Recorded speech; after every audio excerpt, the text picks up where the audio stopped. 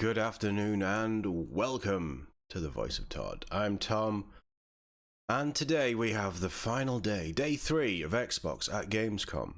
So we have lots of exciting things to talk about today. This is the day for me. I've been hyping this day up, so hopefully it delivers. If it doesn't, it's not on me. I didn't make the broadcast schedule. Okay, take it up with Microsoft. Take it up with Uncle Phil. But today we have Ara History Untold, which is looking pretty good. It's not my kind of game, but I'm interested. Avowed. We've heard some things about Avowed this morning. Well, I've heard some things about Avowed this morning. 30 FPS locked on console. Doesn't sound ideal. But you know what? It didn't hurt Starfield's playing experience. And Indiana Jones. It's day 3 of our live coverage of Indiana Xbox Jones, Gamescom the big one. And there's so many games The big to talk about, Charlie, Xbox so let's first dive in. party Let's get stuck in. We game have games this on year. games on games on games. And then including obviously a Metaphor, little Re game called Space Fantazio, Marine 2 the newest game that for the nobody's minds really behind excited Persona about, are 3, they? So 4 and 5. We're going to catch but up welcome with the team chat, prior hope to the everybody's game well. and some Sorry of we're a the little bit late iconic today. voices who bring it to Usually the life. And then ramble after that, we're going to be discovering would be what it takes to done by the survive time playing that these guys Souls take to the with stage, Avowed, but and then honestly, players I'm down Souls tired. in 33 Immortals, My which voice is should be a killing great me. time. Sounds like a lovely time, but now it's time to throw And it over to Bex. these for one of the intros most are usually a bit anticipated rubbish. games of the year. Da-da-da-da, da-da-da, da-da-da-da, da-da-da-da-da. Look at all the people behind, Well, like, it's who are like these us. idiots? You What are have they, been humming like, the honestly? Indiana Jones theme since this next game was announced. Then you just might be as excited as I am That's true, right I now. have. Here to reveal I'm looking as forward much to as I this can game. possibly pry out of them about Indiana Jones and the Great Circle. Please welcome Machine Games design director Jens Anderson and Nice. creative director Axel Torvenius. Hi guys, how are you? Jens seems like just a genuine Excited dude as to be well. here. Yeah, I'm super excited to be here with you and talking about indie. Shall we dive into it? Please. First This is question gonna I be want to ask terrible, you isn't guys. it? Obviously, this film franchise is incredibly iconic. And how did the game come about for you guys?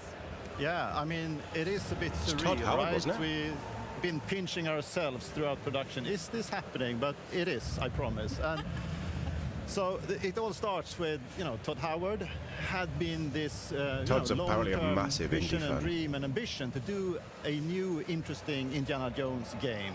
Rumour He had is his the brother opportunity to worked pitch his or core works for idea Disney as from a well. narrative point of view to Lucas Like in the props department, so that's they cool. were also very excited about it. Then Todd took the project to Machine Games, checking in. I think you're a good fit as a studio to do this, and you can imagine the screams of joy Hey, Machine within the Games, halls of you Machine program Games, Nazis. as Would you like we to were make given Indiana the Jones? opportunity to work on it? So we are super thrilled. Super thrilled indeed. I mean, thinking about how big it is and how excited you guys are, the thrill of that must be The other thing I'll throw out, they're not quite gonna a mention it here feat 'cause to this is work Xbox, with and obviously. develop as This well. is coming So to PS5. How is the game prioritizing A few months, maybe all 6 of months, Indiana probably Jones's max, in adventure 2025. from the films into the game? So PlayStation fans, you are not It's going to be really missing out about on putting you into a the third-party shoes IP. of Indiana Jones, like allowing you to In play fact, out you'll this, probably this get it when they fantasy. fixed all the What bugs. would you do as Indiana Jones? And with that, obviously, comes the iconic whip, being able to solve mysteries, escape traps, and doing all these things that we know and love from this iconic hero. I love these characters. I mean, I probably wouldn't choose grew the up right with chalice, but hopefully everything else in the game I'll have correct. It'll be fine. Speaking about the game then, let's talk about what the combat and maybe exploration will look like in Indiana Jones and the Great Circle. So That would freak me out. I'm it sorry, all I'm not comes a back massive to the Spiders fan. character.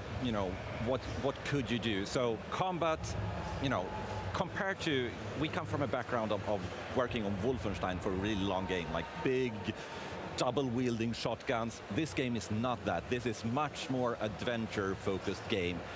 So that means exploring more open-ended environments, having proper puzzles into the game that's this is challenging for the an player old trailer, to, an to solve old without trailer. you getting stuck, being able to scale the environment using your whip, but also, the combat.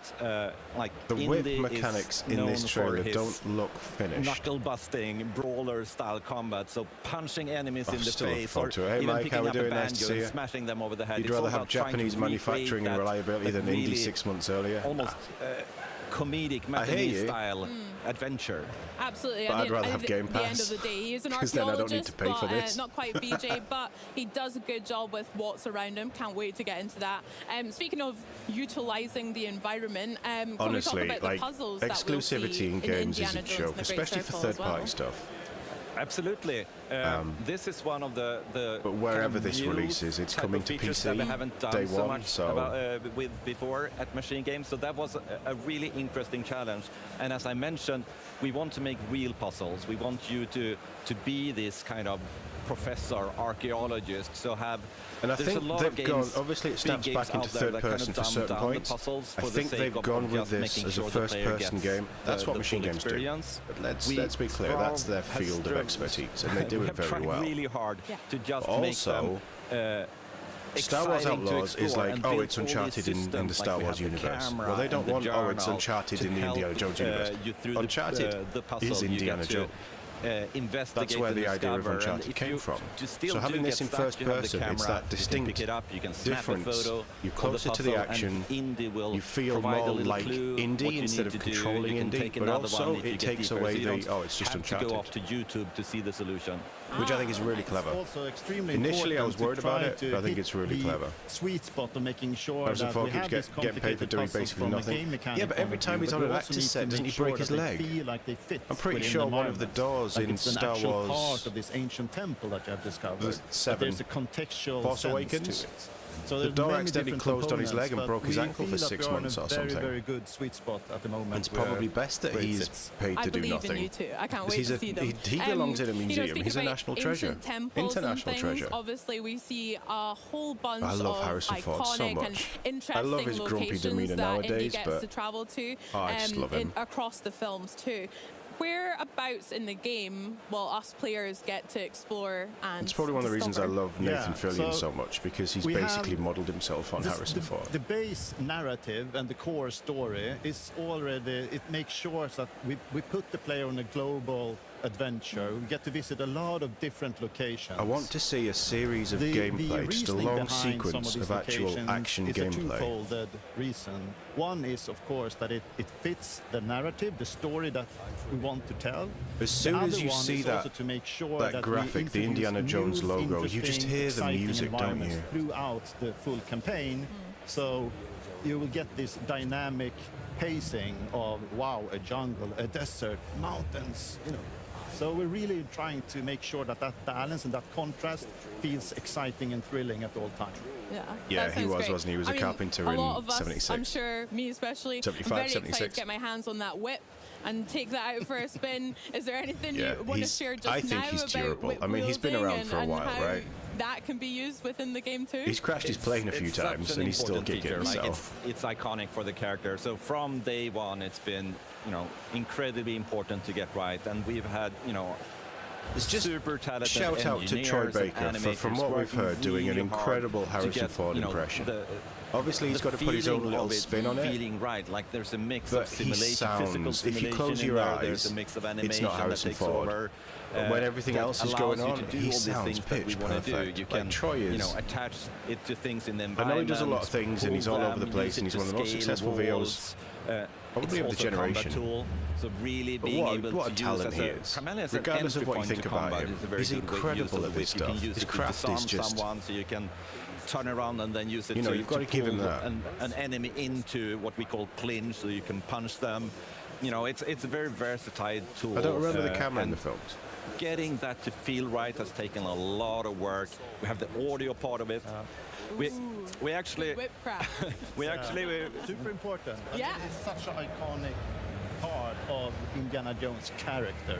So the amount of work from broad spectrum within the team that's been working on it and, you know, working hard to make sure that it is where it is today, it's been not an easy task.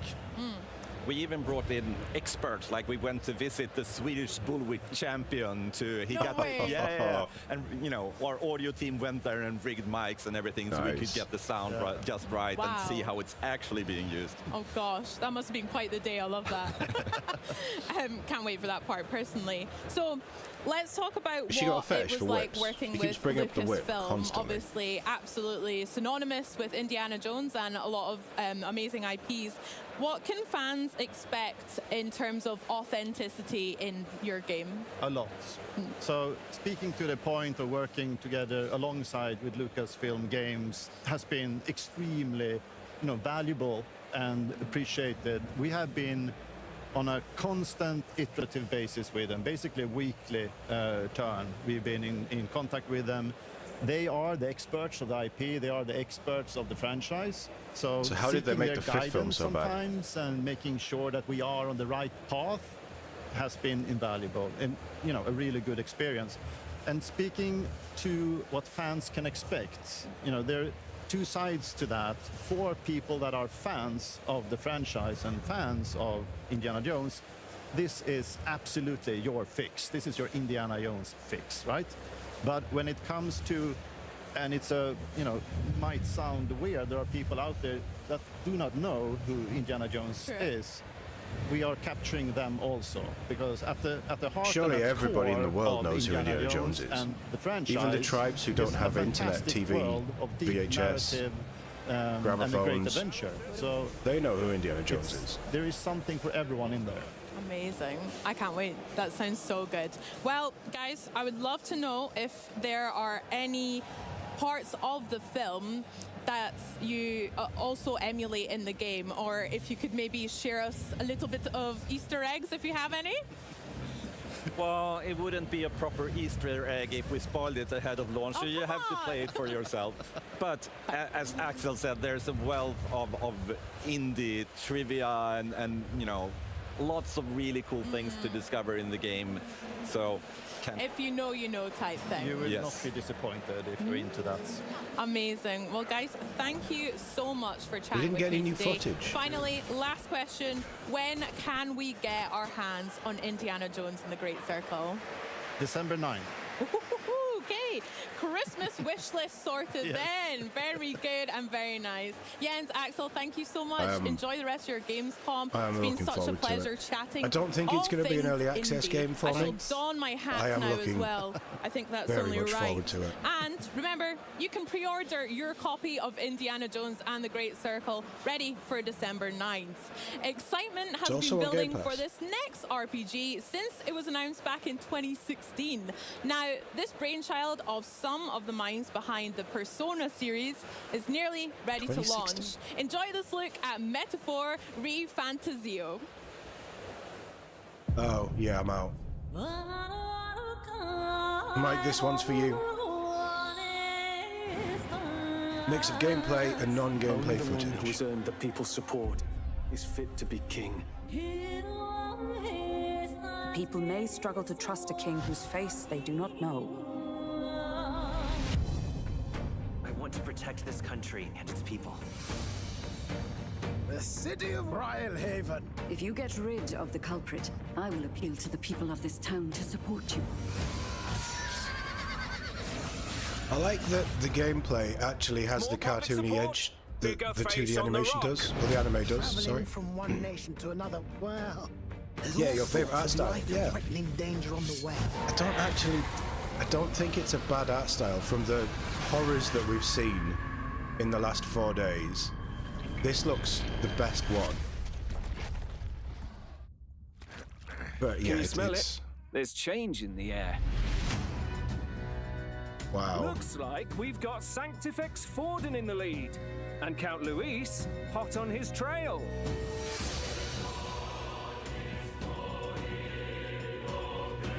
It looks very Persona as well. You dreamt of utopia. You saw the tribes united as one.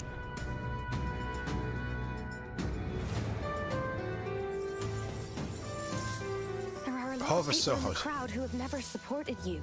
How are you going to respond to them? Kill them all.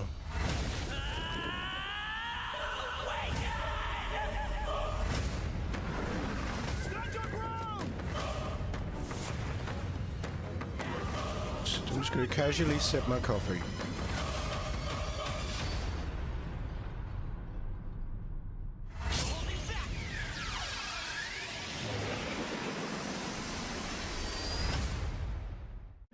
ゲームズコムにご来場の皆さん、こんにちは。メタファーリファンタジオディレクターの橋野桂です。本日はご参加いただきありがとうございます。ただいま2024年10月11日の世界同時リリースに向けて最終調整に挑んでおり、現地へ行くことができずとても残念です。今日私からこれまで皆さんからいただいている応援コメントや感想とともに本作の魅力をいくつかご紹介させていただきます。まずは皆様にご注目いただいている本作のあらすじについてです。メタファーは本作の舞台であるユークロニア王国の王が殺されるところから物語が始まります。この世界では王族や権威のある人物が王になることが主流でしたが、突如国民から最も人気を得た人物が次の王になることができるという王選挙魔法が発動され、物語が大きく進んでいきます。現代風に言えば選挙のようなものでしょうか。主人公は王を目指し旅をします。いろいろな場所に赴き、さまざまな人々と出会い成長を重ねます。もちろん主人公以外にもさまざまな種族の人物が立候補します。一番人気になれば誰でも王になれるわけですから、とんでもない公約を掲げる人も出てきますし、ユニークな戦いや騒動が繰り広げられることになります。選挙をめぐる物語をぜひゲームの中で体験してみてください。Take on fantasy, where you've got all the fantasy stuff that you expect, but also the modern settings of cities and things, or the modernish settings of cities. That's quite a nice little twist. That makes it look different to all the other stuff, I guess. どんな行動も無駄にはならず、主人公の成長につながる、これは非常に重要なポイントです。凱旋者での移動の最中、仲間とチェスのようなゲームを楽しむ、こんな何気ない仲間との交流からも主人公は王に一歩近づくことになります。また舞台であるユークロニア王国のさまざまなロケーションにも多くのご注目をいただいています。旅の道中で訪れる街や雄大な自然では多彩なアクティビティを体験することができます。モンスターダイビングを楽しむクエストはもちろん、ある街ではクリフダイビングを楽しむことも可能です。メインストーリーを進めると後から開放されるアクティビティもありますので、プレイヤーの皆さんはぜひいろいろな場所を巡っていただけると嬉しいです。それらゲームの中での選択一つ一つが仲間たちとの絆を育み、主人公の成長につながります。どのような日々を過ごすのかはプレイヤーの皆さん次第です。さまざまな楽しみ方ができるようこだわって作っていますので、ぜひ楽しみにお待ちいただけると幸いです。そして予約購入をしていただくと冒険をより楽しむための豪華な特典がゲットできますので、ぜひ事前予約をしてください。最後に本作の特徴を一つお話しします。メタファーでは会話中プレイヤーが選んだ選択肢を主人公がボイス付きで喋ります。これは私がこれまでに作ってきたペルソナ5などの作品よりもさらに主人公に個性を与えたかったためです。プレイしていくうちに親近感と愛着が増していただけるようこだわって作りました。ぜひ新たな主人公を愛していただけると大変嬉しく思います。それでは Xbox チームにお戻しします。ありがとうございました。We've just heard from the developers. Now let's meet some of the voices of Metaphor Re Fantazio. Joining me now are Kristen Atherton and Stuart Clark. Thanks so much for joining us here at Gamescom. How are you finding it so far? Oh, mate, it's been overwhelming in the best possible way. Like, I've never been to an event like this. I don't recognise these voices.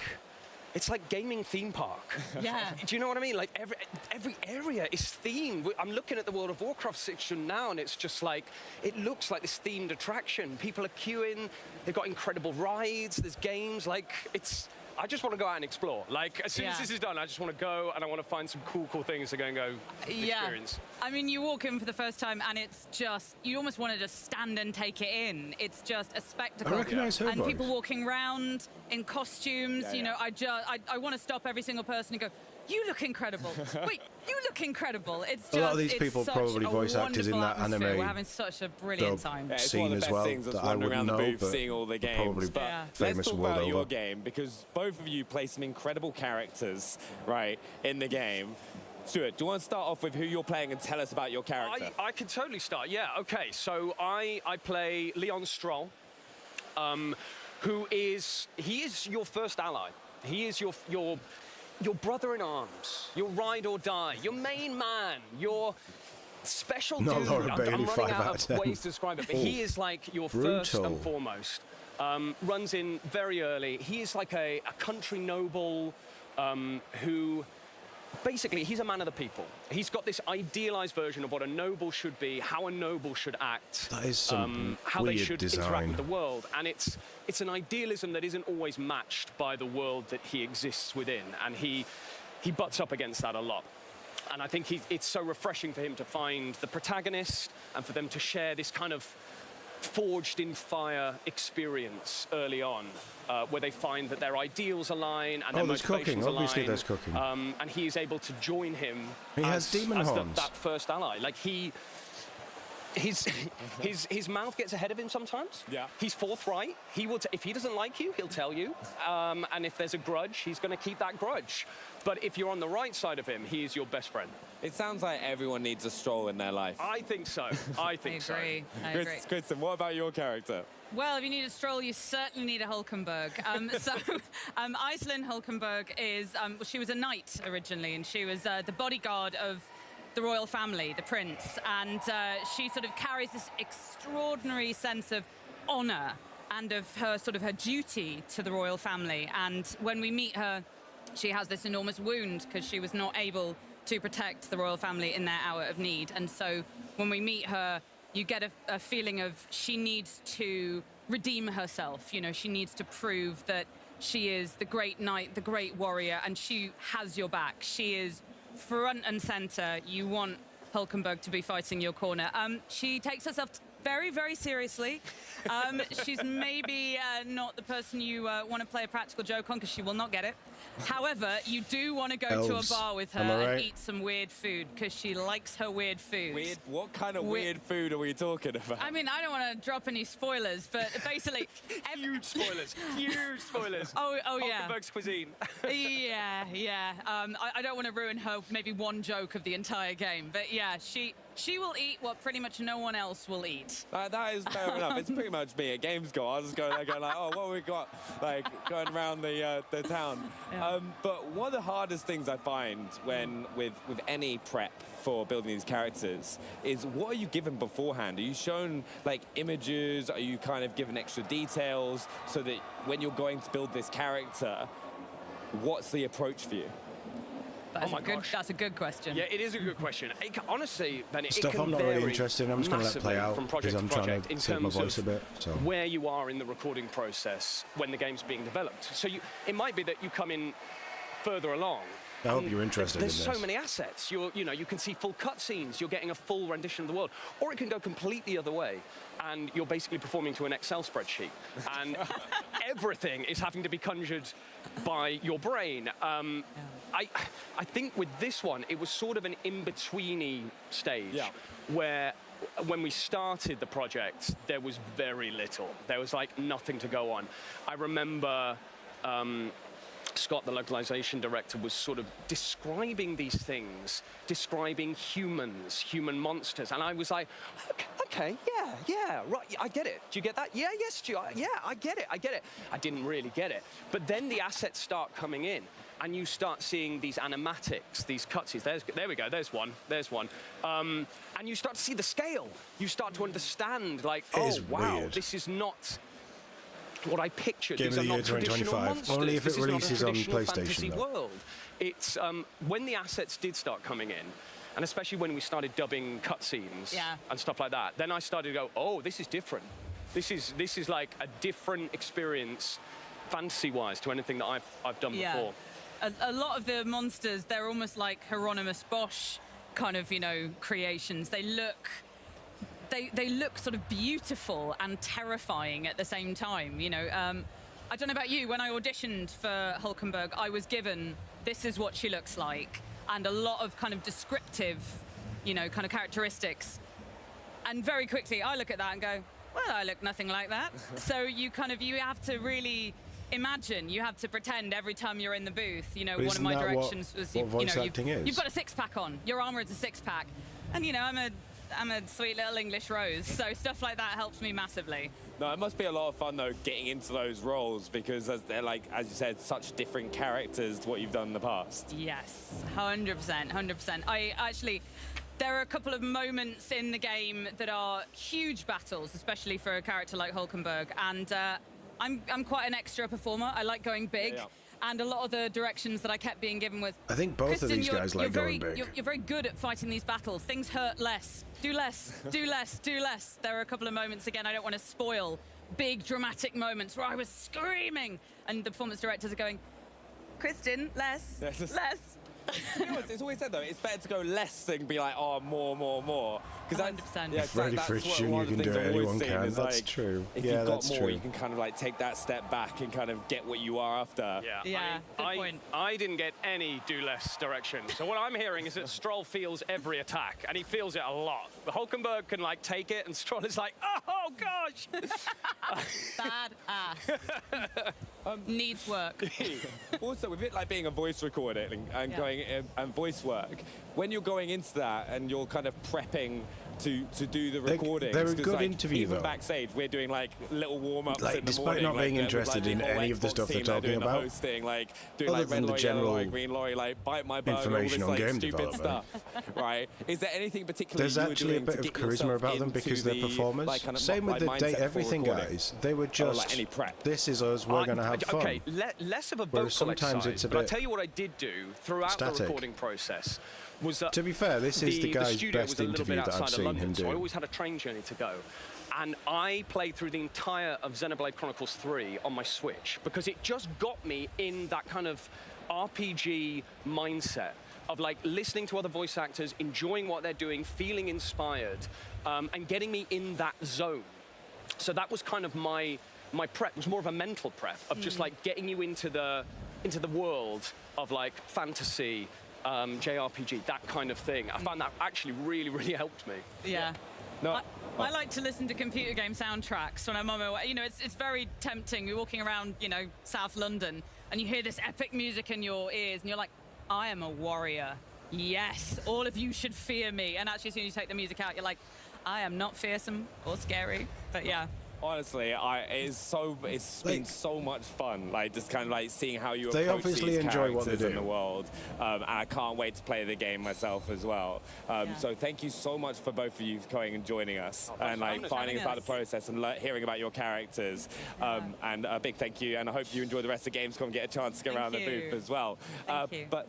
So remember as well, They've obviously the just epic flown them out story for of one day, Metaphor right? Re Fantazio unfolds when the game launches October 11th. So check out the pre-order and get ready for the adventure. But coming up, the team from 33 Immortals stopped by to help us join the rebellion in this unique Path of Exile 2 as well. co-op.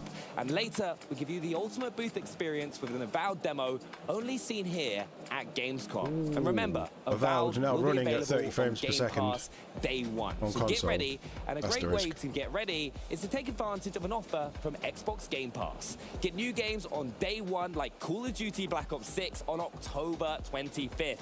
Play some of the biggest games of the year and also unlock partner benefits from Riot Games and EA Play.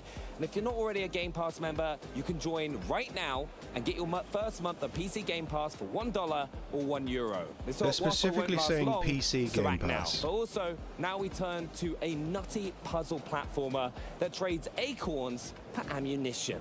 Welcome to the wild world of Squirrel with a Gun. My name is Dan D'Entremont, game director for Squirrel with a Gun, the game where you play as the neighborhood's most obnoxious rodent, committing crimes and causing mayhem in pursuit of golden acorns. And I'm Is so this excited just to share a bit about what makes this nutty sandbox shooter and puzzle platformer Goat so Sim, special. but The core with a of squirrel. Squirrel with a Gun is in its nutty sandbox gameplay.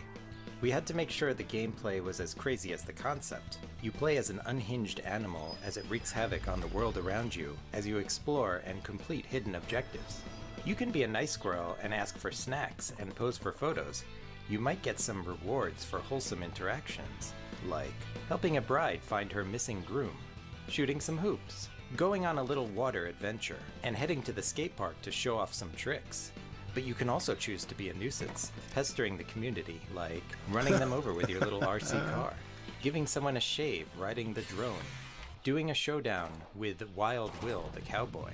There are so many different ways you can interact with people in this game, and a lot of hidden side quests to complete with the NPCs in exchange for the highly desirable golden acorns. Regular acorns and the rare golden acorns are used as currency to unlock new weapons or other interactable items, like your RC car. This game also has a lot of clever puzzle platforming. Not only do you jump and climb around like a normal squirrel would, but because this squirrel is often equipped for combat, you can use a gun's recoil to boost its jumps. This feature is utilized in various ways based on which gun you are holding, and sometimes you need a specific weapon to help you navigate a puzzle. For example, you wouldn't be able to get the acorn on top of this roof without a shotgun to blast you up there. We had a lot of fun making each puzzle super unique. There's a minefield that you have to sneak through to get the rewards on the other side. The neighborhood itself has all sorts of backyard puzzles, like getting some air with bouncy umbrellas or getting low in the crawl space. It's obviously for some of them can get a little crazy. Series S, you can take to the sky on a bouncy castle and head underwater. So why are they hampering hampering the Series X? The people who have spent the big money. Let's take a quick pause in the on the gameplay proper console to show off some cosmetics we've been working on to style up our squirrel. My favorite Why outfit can't you is lock the it at diving 30 suit because it FPS lets on you the explore S? a hidden underwater cave that you otherwise and let you go wouldn't up have to, access to. I mean, Christ, even a 40. few of the cosmetics 40 even would have be tactical effects. Wearing a But bomb 60 suit will reduce FPS. explosive damage. Obviously and the sparkler capped. hat can light No propane more, tanks on fire. but 60 and of course, FPS you on can't the have big a squirrel boy with a console. gun without the gun. There's 7 different It's Microsoft weapons being to unlock Microsoft, in the innit? game, each with its own unique takedown and jump boost. You can learn more about them by watching our previous Arsenal trailer. Each one is a blast. I hope you learned a little something about how squirrels can wield weapons and cause chaos. And I can't wait for all of you to get your paws on this passion project of ours. I'm slightly concerned that that's a game, but it looks really cool.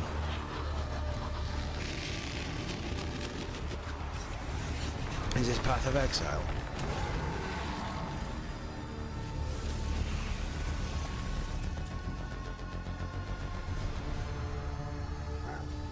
Bosses in Path of Exile 2 come about 2 major ways.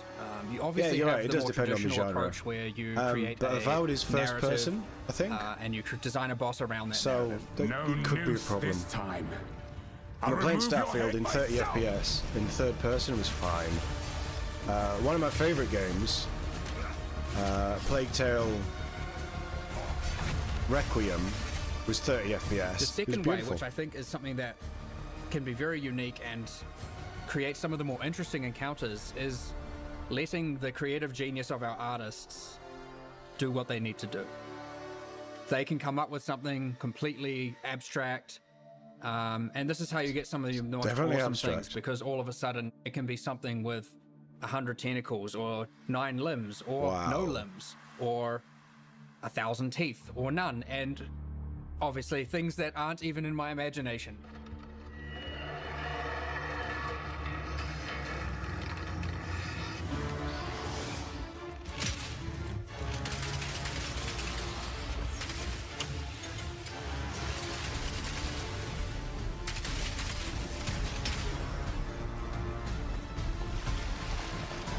Well, a boss in Path of Exile 2 ultimately is the culmination of decades of experience, making hundreds, if not thousands, of bosses in its predecessor, taking all that knowledge together, and puts it in a package that delivers the best of what could possibly be of boss encounters in an action RPG Geiger environment would be proud, with bosses yeah. that are utilizing Souls-like mechanics.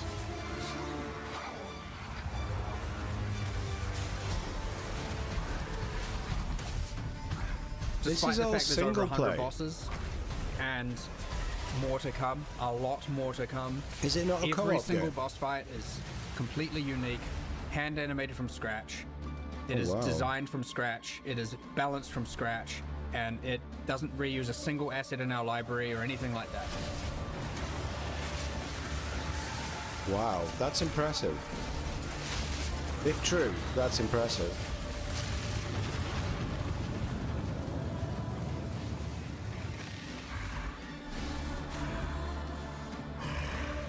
One of the main challenges balancing boss fights in Path of Exile 2, especially compared to its predecessor, you have to, in a single attempt, reduce the boss from full life to 0 in order to then progress through.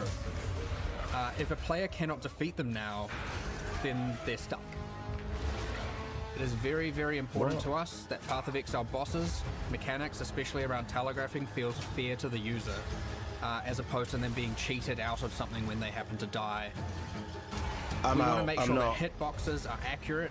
If you and can't of kill a course, boss, when you're something just hits stuck you, there it fighting the feels boss like time it and time and hits you. time again till you get it. That's not the gameplay loop that I enjoy, so I'm out. Ultimately makes it feel that This much does more look satisfying when you incredible. kill it and you feel that much more pride when you are able to overcome something difficult, knowing that Yeah, the it's game definitely not hasn't your Dragon robbed Age you 2. of this thing.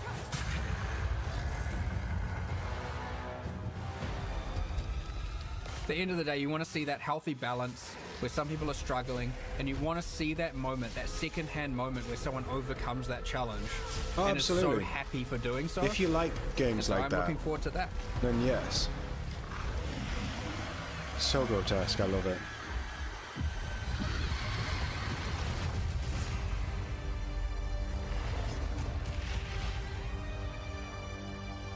I think that's going to be huge. Experience, we have been giving Turn the away mic on. prizes all week, and now it's time once again for one of you lovely lot to win something truly awesome. If that sounds like music to your ears, then head over to twitch.tv. That's a guitar peripheral. Are they playing for Guitar your Hero? chance to win the Riffmaster wireless guitar. It's so perfect to play music like a true rock star in Fortnite Festival, and of course it's compatible on Fortnite Festival across Xbox Series X and Xbox Series S consoles. Okay, now that's head to chat cool, and a rock complete on. throwback. Okay, But why now is it's time Fortnite to now catch a up with the minds behind Wuchang Guitar Hero Fallen Feathers ripoff? and take a look at a never-before-seen piece about the inspiration behind this epic title. 大家好， Oh, 我 we had 是 so 明 much 哲 fun 科 with 技 Guitar 的 Hero. 创始人之一，也是明末冤虚之语的制作人夏志远。 This is Wuchang Fallen Feathers.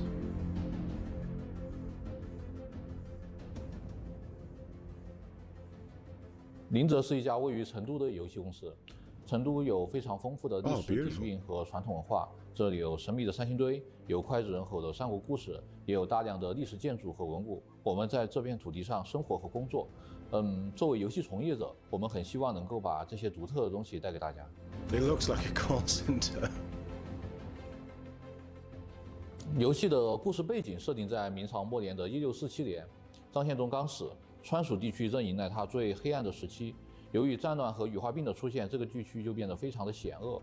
我们为羽化病撰写了属于他自己的架空历史，从蜀王杜宇时代起，经历了汉唐、宋末以至明末。每逢战乱的时候，羽化病就会出现。我们把这些信息分散到了游戏的只言片语当中，以及游戏的场景叙事当中，力求拉近这个架空世界和玩家之间的距离。而无常作为主角，他需要在这些传说中寻找不可protagonist 避免的 Wuchang 线 is 索， trying 而 to 在这个 unravel 过 the 程 mystery 当 to 中， resurrect 玩家 his 和主 sister. 角都会逐渐去接近整个事情的 I mean, 真相。 that sounds like a bad idea, right? 明朝末年在四川地区的战乱、瘟疫的混乱。 No one ever made a good Diablo clone after Diablo 2. Yeah, I mean, Diablo 4 was meant to be good, wasn't it? But I think Diablo 2 captured an aesthetic and a gameplay style that they changed with 3, and it just fractured the community, I'd guess. 冲突去创造出独特的美术氛围，在这种美术的基调之上，我们就可以通过更多的非线性的关卡设计，或者说是包括一些垂直的关卡设计，去增强冲击力，然后去做更多的场景叙事。 营造一种故事感，让玩家能够在体验游戏的时候沉浸其中，或者说是让玩家在游戏中每走的一步都能够感觉到这个世界是活着的。当然，明末作为一款架空世界的游戏，我们依然希望能够给玩家呈现一个具有明末特色的游戏体验。为了实现这一点，玩家将在游戏中邂逅大量历史中存在的或大或小的人物。 You are actually making games of their, like a take on their history, their mythos. I love that. And hopefully there will be one that I connect with where I can start to learn a bit more. It's not Assassin's Creed Shadows, I'll be honest. But I think that this massive expansion in that area where the games industry is really growing with its own culture and its own individuality, I think is brilliant. Like, and the gameplay looks... Usually it's pretty fast and fluid. Usually the graphics are pretty good, so they're on a good standing. 玩家需要帮助无常去寻找失去的记忆与游戏 But they also look very Dark Souls to me. 对话互动，但是在前期玩家可能不会意识到前期的每一个抉择其实都是非常关键的。More samurai-based games, please. 游戏前期其实为接下来的旅程制造了大量的悬念和铺垫，我们相信这会勾起玩家的好奇心。随着游戏剧情的深入，特别是到了游戏的后期，玩家会产生一种恍然大悟的感觉。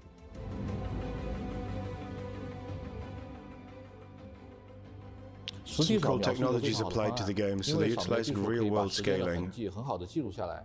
四川还有周边地区存在着大量的明代古建筑以及少数民族的建筑村落。我们为了去把属于这个时代的特征带给大家，大量使用了像激光扫描仪、相机、无人机等各种各样的设备，去获取物体表面复杂的几何信息，从而生成这些复杂的模型，让他们能够进到游戏当中。这样的话，玩家就能够在游戏中行走在这些过去的时间当中了。And like scanned assets.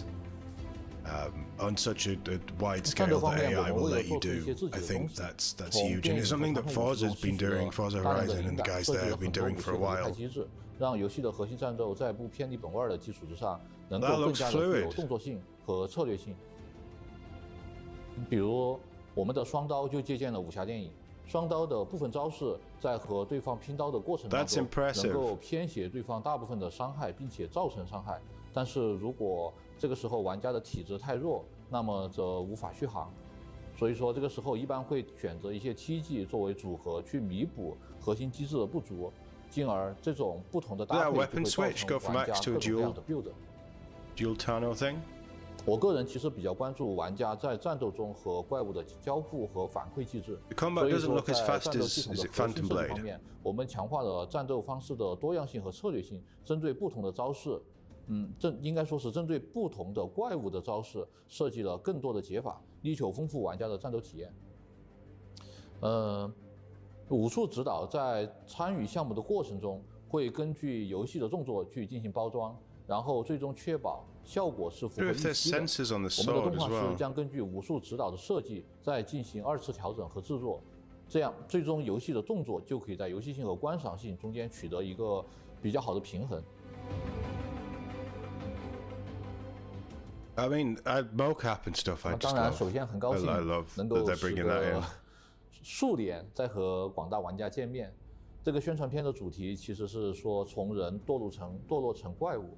这个主题更多是希望表达游戏中的一个主旨，就是一切的力量都是等价交换，玩家也会随着不同的旅程看到游戏中大大小小的人物为了自己的实验，燃起了未知的力量，造成了非常可怕的后果。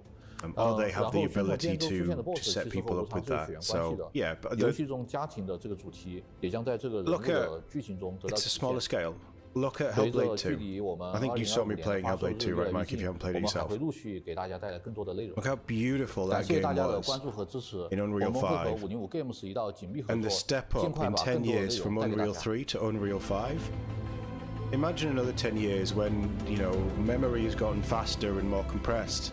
It'll, physically smaller, it but was one of it does so much more. Favorite titles when it was announced last year, and now consoles will be bloody expensive. You'll probably just be running a £2,000 PC. What fans can expect from but visually, you're going to be looking at almost real life. We're almost there now. It's how technology is evolving so fast is amazing. Gamescom is awesome. Your booth is awesome. This looks good. I'm interested in 33 Immortals. And you actually were here last year with 33 Immortals on our Gamescom stage. Yes. But yeah, it's been a year, it's been a minute. Could you give us a refresher on the ABCs? I'll give you a little recap. So 33 Immortals is a co-op action the next step is that level of detail in a 100-hour long game. The fight with open vistas and yeah, 100%. And then the goal is to fight masses of monsters and epic bosses and all that in a raid, pick up and raid. It's how we call it, the pick up and raid vibe, where we want to give this raid accessible take for players. Realistic. Like it is low-key, no effort to just join in and you fight all together. And Phil Spencer is a fan. I mean, at that point, I'll just live in the digital world. I wouldn't need to leave the house. Phil was our first community member since he played last year. But to be fair, he was really nice with us. He played with us. He was very. He's our fan. We love him, and it was a good. I remember that showcase. That was pretty good. And you got community testing now under your belt as well. So could you tell us more about the reactions? Yes, it was interesting throughout the whole year. We had a closed alpha and a closed beta. For the closed beta, we were very surprised. I think I was offered around 47,000 players. Beta, we weren't expecting this at all, but we are very grateful and happy to have all these players joining in.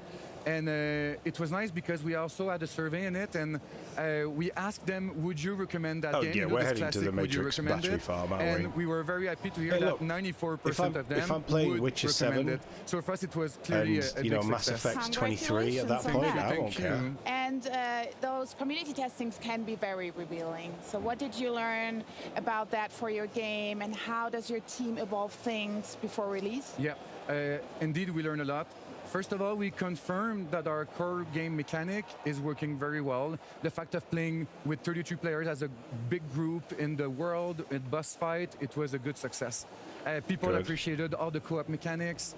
The boss fight, again, they were very appreciated. And also, it's something very TLG-like.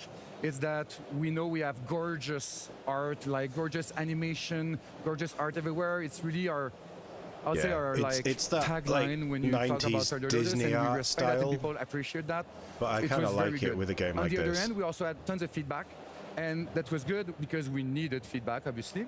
And we know that we have to still work on the combat. The combat is such a big thing in our game. We want to make it more snappy. We're also going to work on some like tutorials at the beginning to make it more clear for players. We want to work also again on some communication features we have in game. We'll pimp them up to make sure that people have all the tools to communicate with each other very easily. And the last of it is also all about the difficulty. We want to make sure that every player will be able to jump in and enjoy the game with the right difficulty level. Right now, it was a bit too difficult. So yes, and especially that's really raids useful can be stuff, very then. difficult. They can be very demanding, sometimes elite. And do you have a different approach on that in the game? But you said it exactly. Like raids in games, people will have the conception that you really have to dedicate yourself. You have to take time. You have to grind and like make your character more powerful. Have a group that will show up at the same time. We want to take another like vibe at this. We want to make sure that people can just open the console, go in our Darkwoods hub, equip a weapon, equip beautiful capes and ornaments because that's important, and then like just jump in. And the second you're in the world, you are with 32 other players and you play together. This is really our take on the pickup and ride. And we wanted to make sure that the game will be easy to access, can play with friends, but yet still be challenging. And it is, or you can play on your own. I would say. But if you're playing with friends, you're going to play on a higher difficulty than if you're playing on your own, right? It still has to be fun, challenging to the player. So this is really our focus in the past few months, where we want to make sure that our game will be perfectly balanced for this. You know how I feel about Inquisition's combat system? I love that. Accessibility is so important. But I remember you talked about combat system can burn in hell. Did anybody beat repeatedly. The tutorials, actually? It's a funny moment. So we know that at tutorials we have this kind of torture chamber where it's all right. We're going to get Chibi D with it, and then I'm never going to play Inquisition again. So. And go to the it's like you can keep going, but someone was able to just survive the whole thing, and it was very impressive to see this. Some people are very dedicated, and props to these players because we love them a lot. But he did manage to die at some point, I guess. Otherwise, he wouldn't keep going in the game, but that's it. We have very dedicated players for this, and he made it. I love that story. That's pretty he made the impossible possible. Somebody was able to just play through the entire thing continuously. But you also got something new coming up, a new realm. Can you tell us more about that? Yes, exactly. That guy's a real G. In the closed beta, we introduced a new world, which is about Purgatorio. So right now, just as a little reminder, when you join the game, you start in Inferno. This is where you'll play with 32 players. And then when you join Purgatorio, it's a smaller zone, so it's 22 players, and it's going to be it's going to be way much more rough. It's more challenging and demanding. In terms of the area, it looks very different. There's a lot of like ashes everywhere. It's clearly another mood. A lot of like monastery and like abandoned places everywhere. But the biggest thing about Purgatorio is the fact that the monsters are all different. In Inferno, we have a roster of monster with variation. In Purgatorio, we have a whole different monster-like roster. Wow. And what's cool with them is that we introduce more co-op mechanic between them. So we have monsters that are able to eat each other. So they can be a pain sometimes in some fights. That's cool. They have some that can slow players down. They have some that can make other monsters invulnerable for a short time. So we wanted to challenge the player differently to make sure that they will use all the roles of the different weapons in an efficient way and just challenge them in a different way with the other world. So a lot of diversity, a lot to explore and watch out for, definitely. Yes, exact. And by the way, please note that they are support, but they will still hurt you. Because, yes, it's about dying again. I see what the whole thing is about your game. We're very sorry. We talked about the beta moments ago. Will some of those insiders see evolution in the game? Yes, and what's nice is that when you play a zone, you have access to a big boss fight at the end. Inferno was a Lucifer boss fight, which was very exciting. And for Purgatorio, we go with an Adam and Eve fight in the Garden of Eden. We weren't sure to push it out, but the goal was to have feedback on the gameplay. So when we put it out, it was very rough. It was all pink and placeholder with rough animations, and it was very fine with us because we wanted gameplay on feedback on gameplay, which we did. And then right now we are working a lot to make sure that all the official assets for Adam and Eve will be like completely done, and we'll have tons of more info about the fight soon. But they're gonna look great. Animation will be done, VFX will be done. It's gonna be pretty nice. I can really feel that your heart is beating for the community and the feedback. So if anybody else wants to join, how do we keep up with 33 Immortals? Well, the team is very dedicated, so I just want to say a big props, camera. Yes, please. Like team, we love you. We are at Thunder Lotus. The team is like 20 people, and other people at the office always help with us. And really props to you, and props to all the players that help us with these different phases. Final boss is Dave from accounting. Coming back. And if you want to keep contact with He's us one in the level game, up from Jesus. First of all, join 33immortals.com. It's follow based us to on have news on newsletter and Dante's the different Inferno. phases that will come in. And also, I think 33 we Immortals. also started Xbox Insider playtest on this weekend. Oh, it's finally on It's going to start Xbox. right now. So for those who are on the Insider ring, please join the I'm on the fight and Insider have fun thing. with us. Well, I'll have to have a look. hopefully you can enjoy I really want to some try more it. of Gamescom. I don't know if I've got time this weekend, but I really want to try Au it. revoir. Au revoir, merci, dankeschön. De rien. Sign up at 33immortals.com to keep an eye out for 33 Immortals coming to Xbox Game Pass day and date. Coming up, we found out the latest from the Space Marine series. Then we've got 2 gameplay presentations. Please show you us just something gotta interesting. see. But first, it's the prequel to the fan-favorite real-time tactics series Commandos. This one is one I told Mark about. Over 50 titles and experiences means this booth is huge. Yeah, so huge that we had to do a part 2 of our tour. So why don't you show everybody Towerborn, and I'll go find out what else is on the booth. Towerborn is looking good. This is Towerborn, We saw that a yesterday. 4-player co-op game you can enjoy here at the booth. So make sure to bring some friends with you, because there are going to be some amazing boss battles as well. I'm trying to get some friends to play it with me. Out. By the way, where's Henry at? Over here, our fans get to experience Microsoft Flight Simulator like a proper pilot. We've got the yoke. That's what you need, isn't it, Mike? From personal experience, this is definitely the way to play it. And we also brought along Proper World Update cockpit 18 setup. and a brand new Yeah. playthrough to check out. Looks sick. There's thousands of No pounds worth of Xbox peripherals on Gamescom that without desk. Forza Horizon, and we got a new day 1 announcement with Hide and Seek. Fans at the booth can already play this new mode, and they can also check the latest Nike Yeah, I'm glad that they keep collab. supporting Forza. Fans at home can play the latest mode on September 10th. Over here is the perfect opportunity for fans of Fallout 76 or that recent TV show to grab a great snap in front of this iconic vault door. But follow me inside because I've got something to show you. Controller costs Now, more the than the Skyline game. Valley Yeah. update's been available for a little bit of time. Yeah. But here at Gamescom is their first chance to play test the upcoming update. I suppose you could use it with Marco Elite Zero. Dangerous as well. Welcome to the Here to Help accessibility desk. This we was are really dedicated cool. to have you all play. Whether on our broadcast or around the booth, we have multi-language interpreters. We have wheelchair accessible ramps and also stuff to set up the Xbox Adaptive Set. We have the World of Warcraft booth with a great VR wheelchair nice. experience, so make sure to check this out. We That's have great cool. audio descriptive tours as well. We also show you the new joysticks, and make sure to check out and maybe customize your own thumbsticks. Over here, we've got the Avowed I hope theatre that they're experience, which is 3D really cool printing because our them. fans get a VIP walkthrough of some never-before-seen gameplay. Right after that, they can also cast some spells and whatever they're doing.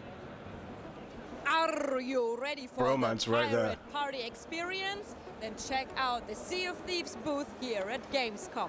We have a chicken present. I really you want to can go win next some loot. year. Never been to Germany. It sounds like the perfect excuse to go to Germany. Can you imagine to control an ever-evolving nation? Is that John Cleese? Then Ara History Untold is your game. Fans can choose between different historical figures. You can build and explore, but choose wisely, because this world is yours now. Understandably, this next section is so popular, I couldn't even get too close to it. We've got the first Starfield expansion, Shattered Space, right next to the first Indiana Jones game since 2011, all wrapped up into So they're one just going beautiful Indiana theatre Jones, experience right? for our fans to see. There's a lot for them to check out behind those walls. Xbox is all about the fans, and at this community hub you can get up You go to close and Oktoberfest. personal with your favorite Fair games enough. and even some of the voices of your favorite characters. In fact, so that would make be sure like to it's check it's a the schedule, it's a month-long enjoy stay in and Germany. have You fun start with at the Gamescom and you end with Oktoberfest. And no Gamescom would be complete without some swag, and our gear shop has got everything you could ever want across so many of our different franchises. We've got stuff for Fallout, Diablo, World of Warcraft, You can Call of buy Duty. Pip-Boys. I'm going to That's go fill kinda my cool. bags up, and we'll just see what the rest of the show has in store for us.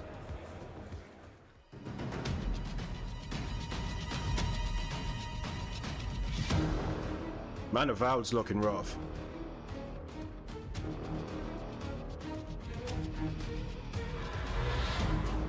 I think this is a game Mark should play. I think he'd enjoy this because he loved Commandos.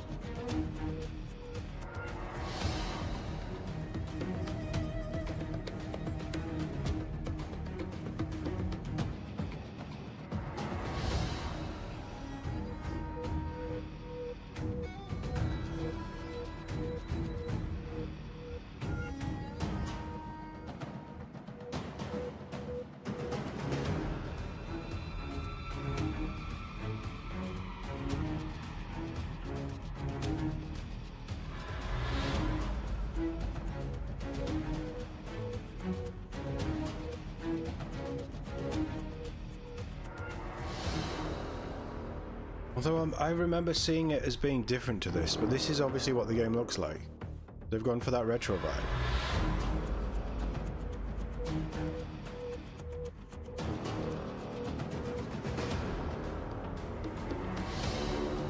Well, that guy's having a seizure.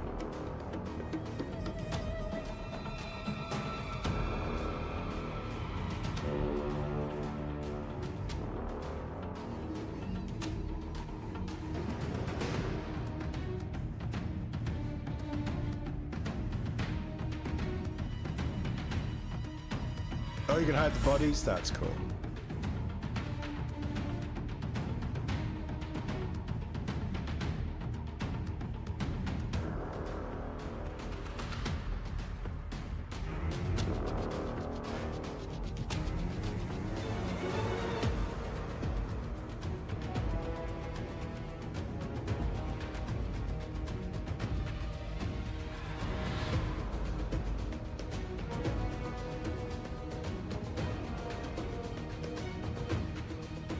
This is that Dragon Age Origins style of tactical stuff that you want, isn't it? Yeah, if it's super realistic and tactical, you can get away with 2002 graphics. I mean, I think 2002 is generous, but I mean, this looks incredibly tactical. It's like Metal Gear Solid, but you have 3 people under your command.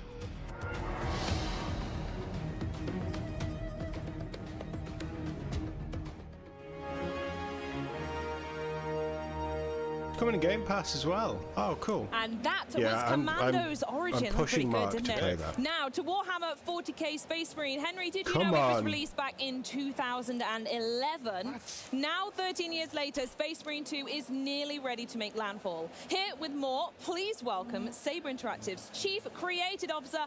It's Tim Willits. How you doing, Tim? Thank you for having me. Are you having a good Gamescom so far? This has been a great Gamescom, and the reception on the game has been great. Amazing, wonderful. We got some questions for you. You got the first one. I think this is my most I'd like to anticipated know, game of 'cause the year. This is a follow-up to the game that released back The then. footage is so good. Knowing that there's Like, the quite first a game was following to the awful. Space Marine universe. I mean, the game itself, it's not the awful. IP that The story's fine. has been ongoing for the many gameplay years. I thought was awful. What's it like playing working it last with year, Team year like before? Games Workshop to bring something like that to But life? Yes, this just looks like a it's been really great honor cool for us to power work with Games fantasy Workshop game. and to also work on the in the Warhammer 40,000 universe. You know, this universe was created 45 years ago, and the influence that it has had on video games that we've played for decades, I don't think many people realize. It's basically Dune, working though, with isn't Games it? Workshop, They basically took the idea we of worked Dune hand in hand and on the then story, the setup, the Space Marine chapters, tweaked even everything. like the enemies that you fight. So it was a great collaborative effort. Yeah, no, I can totally imagine. And because of that, with Dune, 48, Alien, 45 it's like- years, you say, of history, It's I a imagine there's quite a symbiosis of all challenge when it comes kinds to of- making a sequel to a popular game for core fans who've been with you the whole Of, time, but like, even trying to sci-fi entice stuff. new folks who, like myself, I haven't played the first Space Marine game. So I'd love to hear a little bit more Don't. about, what The does controls are this so mean for janky. those who have played for ages or maybe uninitiated? Oh, it's just the 40K? graphics, the lighting, Yes, it that's a looks great question. so It was good. definitely a challenge Can't get into the Warhammer create a style game that, Grimdark. that I haven't both tried Rogue respected Trader. The franchise I haven't tried Rogue respected Trader. the fans, The but also Grimdark is an was, acquired taste. approachable enough for But people stuff like to, this, to like play. visually, now, just I know you said you amazing. haven't played Space Marine 1. The Dark Tide was a lot of fun. That is totally fine. Yes. You have. Don't worry that if you haven't played the franchise, jump into Space Marine 2. If you're just a fan of over-the-top, It's just the in-your-face power action fantasy. games, Yeah, this is the game. It's Gears on steroids. Right, that's good. But for the fans that have been there all along the way, they played the originals. How have they helped, your community basically in focusing your development team to make sure the sequel is just right for them too?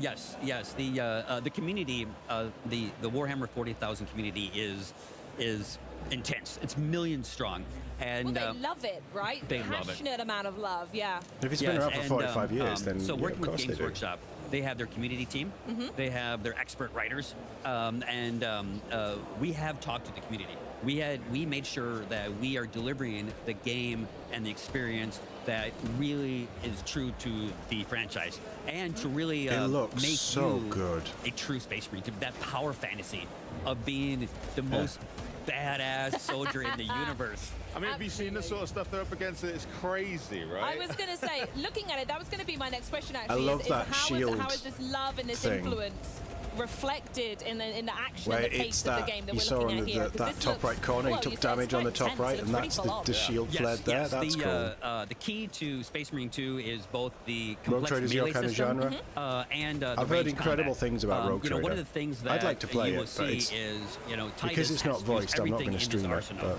from blocks to but hits I've to heard dodges really to good grabs things. to glory kills. Nice. It's really a very visceral, intense, and in your face. Yeah, absolutely. It I looks enjoyed so Dark good. Tide a So lot. do all of them have different kind of that up-close melee ability that we just saw as well? I know there are multiple folks you can play. Yes. Yeah. So one of the great things about the game is we have a campaign where you play as Titus, and he has two squad mates whom the computer can play them, or your buddies can play Oh, you. fun, okay. Yes. Great. And Is then we that have health a packs? PvE campaign where you can play as your own Space Marine, and you can customize your Space Marine. You can be the chapter that you want.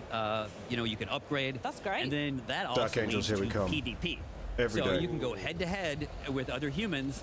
playing Nobody as wants to be Space Marines. blue. Oh, that sounds good. Absolutely. That's a bit of us. I like that. And there's the range stuff I that bet we're seeing PvP now, will be yeah. quite That's the popular. thing, like, the action is very intense, and at times the number of enemies can get quite overwhelming as well. It's not just about the fact that you're dealing with someone far away, maybe someone up close. 'cause Archibald and I can Anthony, deal with I've just one dude. realised what Yeah. they're called. I'm fine with that.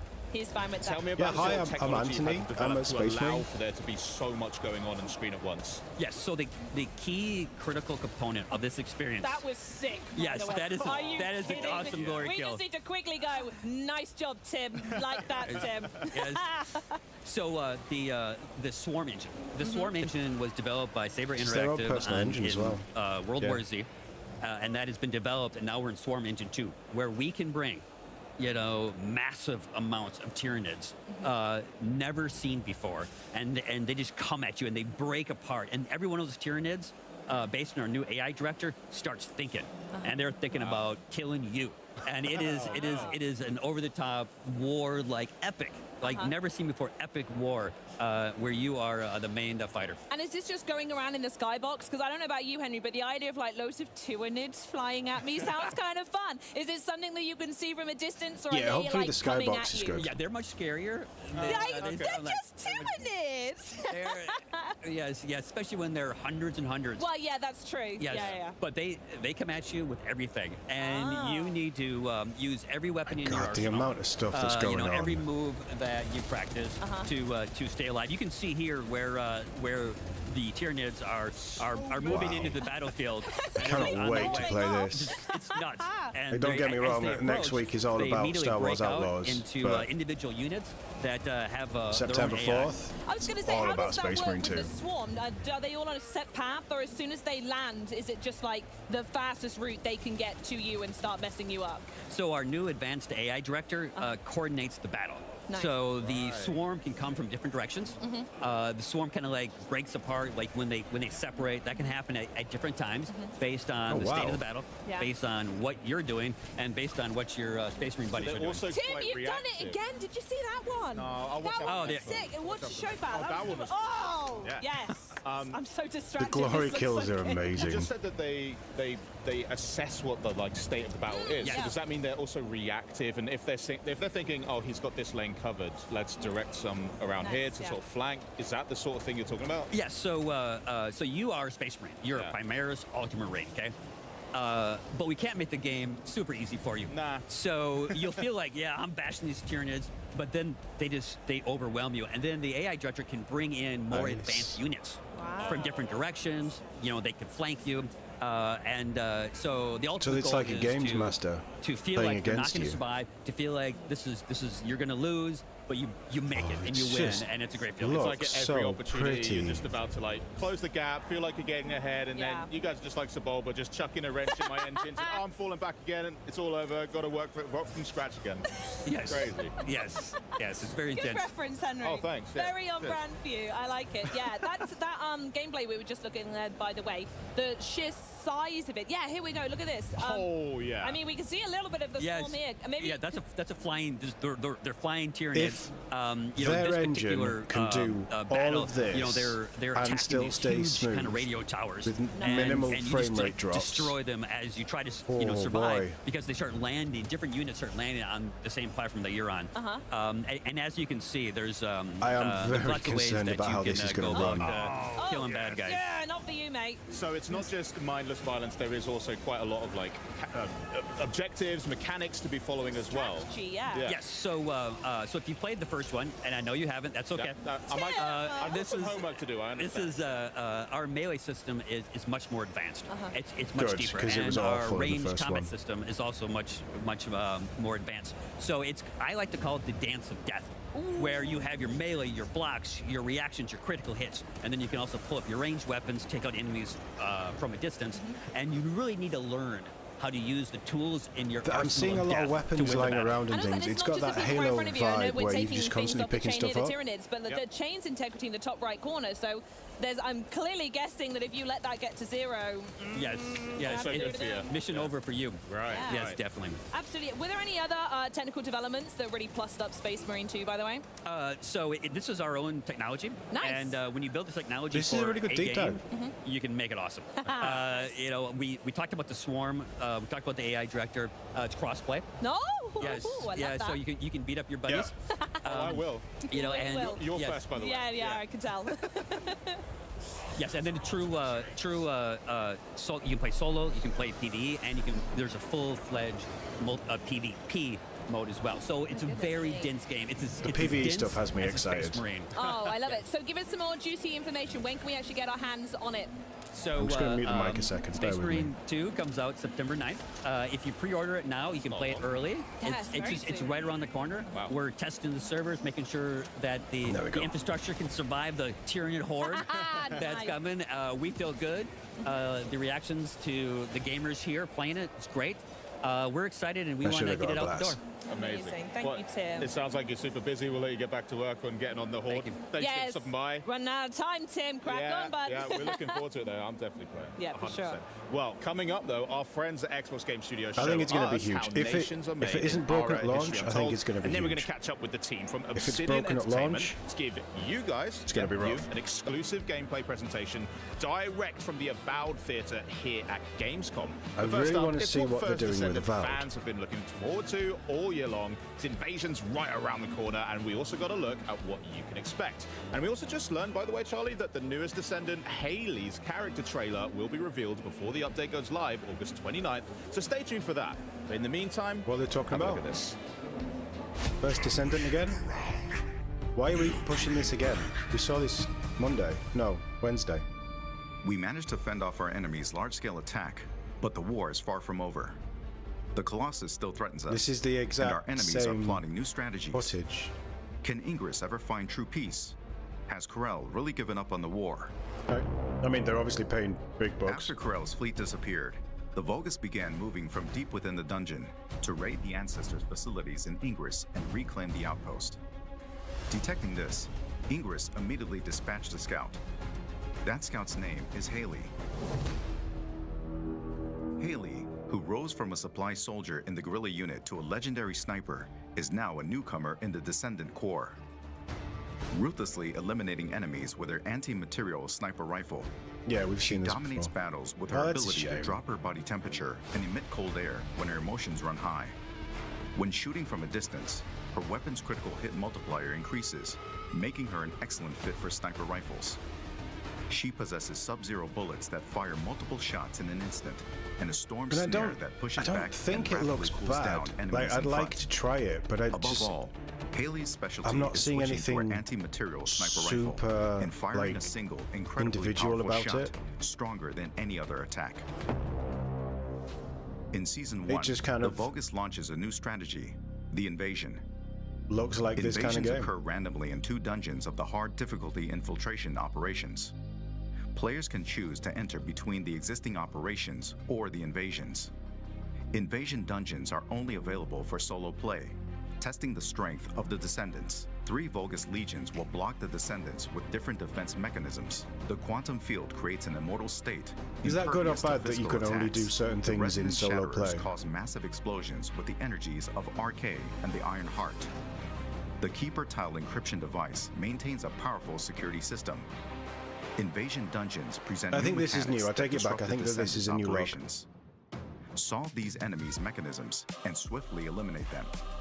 Invasion dungeons are designed for speed Solve runs, these enemies' and the faster you mechanisms. clear them, the greater the In rewards gamer that await. speak, that's shoot the glowy things. After coming in contact with the Iron Heart, Descendants experience an RK resonance phenomenon. This resonance grants the Descendants new powers. It's the season growth inversion reinforcement.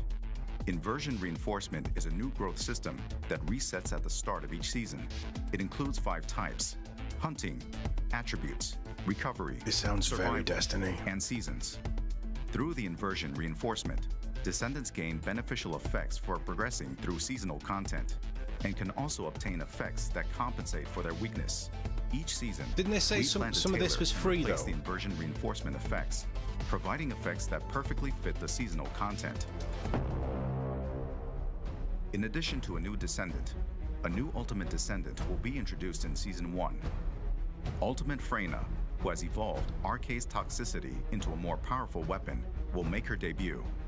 In Season 1, you can discover Freyna's exclusive story and uncover the tale behind the name of her skill, Room Zero Trauma. Excava is an assault rifle What a with name for a powerful skill. versatility. It can be obtained through the Battle Pass and is also available as a free reward. Excava That's the charges free thing. voltage when attacking enemies and has a unique effect of firing the charged voltage as an energy grenade. It is a versatile weapon that combines the inherent Do you versatility only play as of an curvy assault female rifle soldiers? with I a think there's guys powerful in this as shot. well.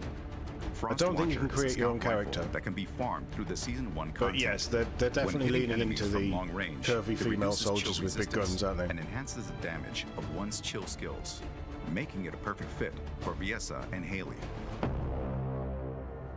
If you've prepared a new Descendant, ultimate weapon, and inversion growth, it is now time to face the most powerful Colossus, Deathstalker.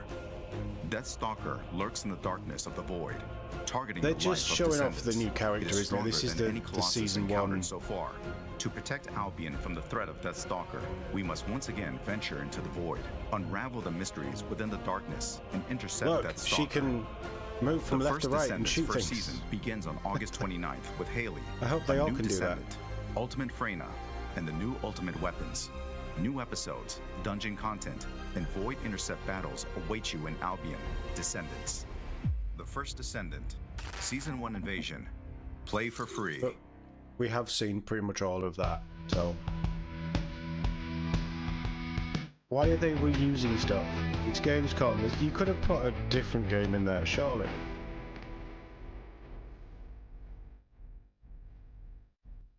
Right, Avowed time by the looks of it. I really hope this is good. I'm Carrie Patel here at the Avowed booth at Gamescom. We're so excited to introduce you to the Dawn Treader Quest and Dungeon. And in just a moment, you'll get a walkthrough from senior narrative designer Kate Dollarhide, who's also that game is all about jiggle physics. and our community support manager Chris Stanek. Don't forget to wishlist Avowed on I hope Xbox their engine and can cope Steam, with and look out for our excessive release jiggles. on February 18th. Thank you for joining us, and welcome to the world of Aora.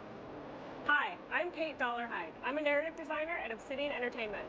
Hi, I'm Chris Stanek, the community support manager here at Obsidian Entertainment. We're so excited to show you Avowed. I'm going to be walking us through the dungeon. I'm going to be playing the game. So let's get into it. Let's jump in. All right, so the Envoy finds themselves in a dungeon in the first region of the game called Dawnshore. They're searching for an Adherent expedition team that's gone missing. The expedition team was here looking for a holy relic that is supposedly in the keeping of the Oracle of Aethys, a man named Sargemus.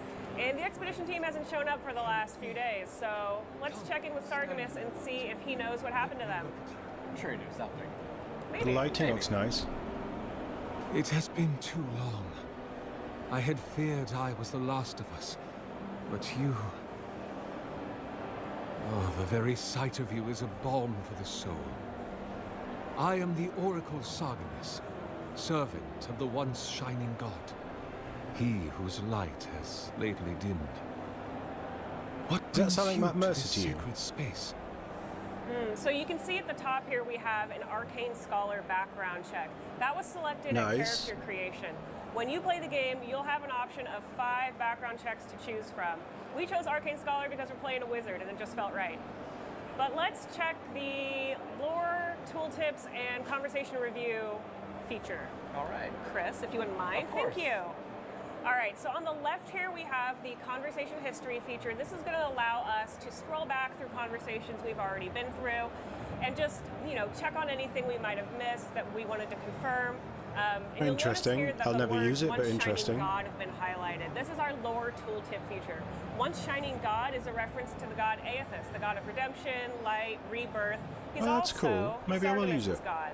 So here on the left side of the screen, we have a short paragraph about who Aethys is, his context, and a menu where you can select different lore tooltips. So these tooltips are helpful for us to, deliver lore from the world of Aora to players who are new to the setting or who are returning after a long time away, and just get everyone up to speed without bogging down the dialogue with a lot of exposition.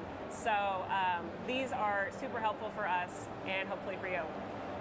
Let's back out of that. Dialogue feature is an advertised feature. Dialogue history is an advertised feature. Yeah. An expedition. Yeah, I mean, I suppose it's something that they're trying to do differently, but this is their fancy big thing. You know, treasure maps, matching outfits, campfire songs, the works. That's Garrus. I am familiar I'm with in. the concept. I'm sold. I can rock around with Garrus again. What troubles me is why they would come here. These ruins are not so different from the many others on this island, except I would that put they money are a on that good being Matt deal more Mercer. treacherous. And this representation of Aethys we stand before, it is the work of my own hands. They could not hope to move it. Do you know what their purpose is here? Let's select option 2. They were searching for a relic you're rumored to keep here. Oh, the main character isn't voiced.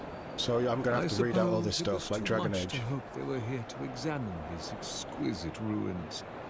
Truly, it is their loss. Where It's do you Garrison keep Fallout the 4 relic? as well. I might find them there. It rests in a shrine deep within this temple complex, beyond the reach of looters, visitors, or indeed myself. The path to the relic has fallen to ruin. Some sections are flooded, and others are infested with all manner of creatures. Although, perhaps you might assist me with that. I don't trust If this you're guy, kill about him. to ask us to tidy up, think again. My place is a much bigger mess. Oh, no. I had something far grander in mind. You see, this construction beside Garrus us is pretty no much half the mere statue, NPCs in Fallout 4. but a reliquary I have built to house Bethesda the have a- splinter of Aethys in its A appropriate history of having grandeur. repeated voice actors do It is nearly complete 95% of the and cast, ready don't for they? the splinter to be interred. But I can no longer reach the relic on my own. Return it to me, and who knows, perhaps you will meet your expedition along the way. All right, I'll be back before you can say 10 praise Aethyses. I am most grateful. Oh, and please refrain from touching my statue or devices. No promises. May light illuminate your path, cousin. I pressed all the buttons.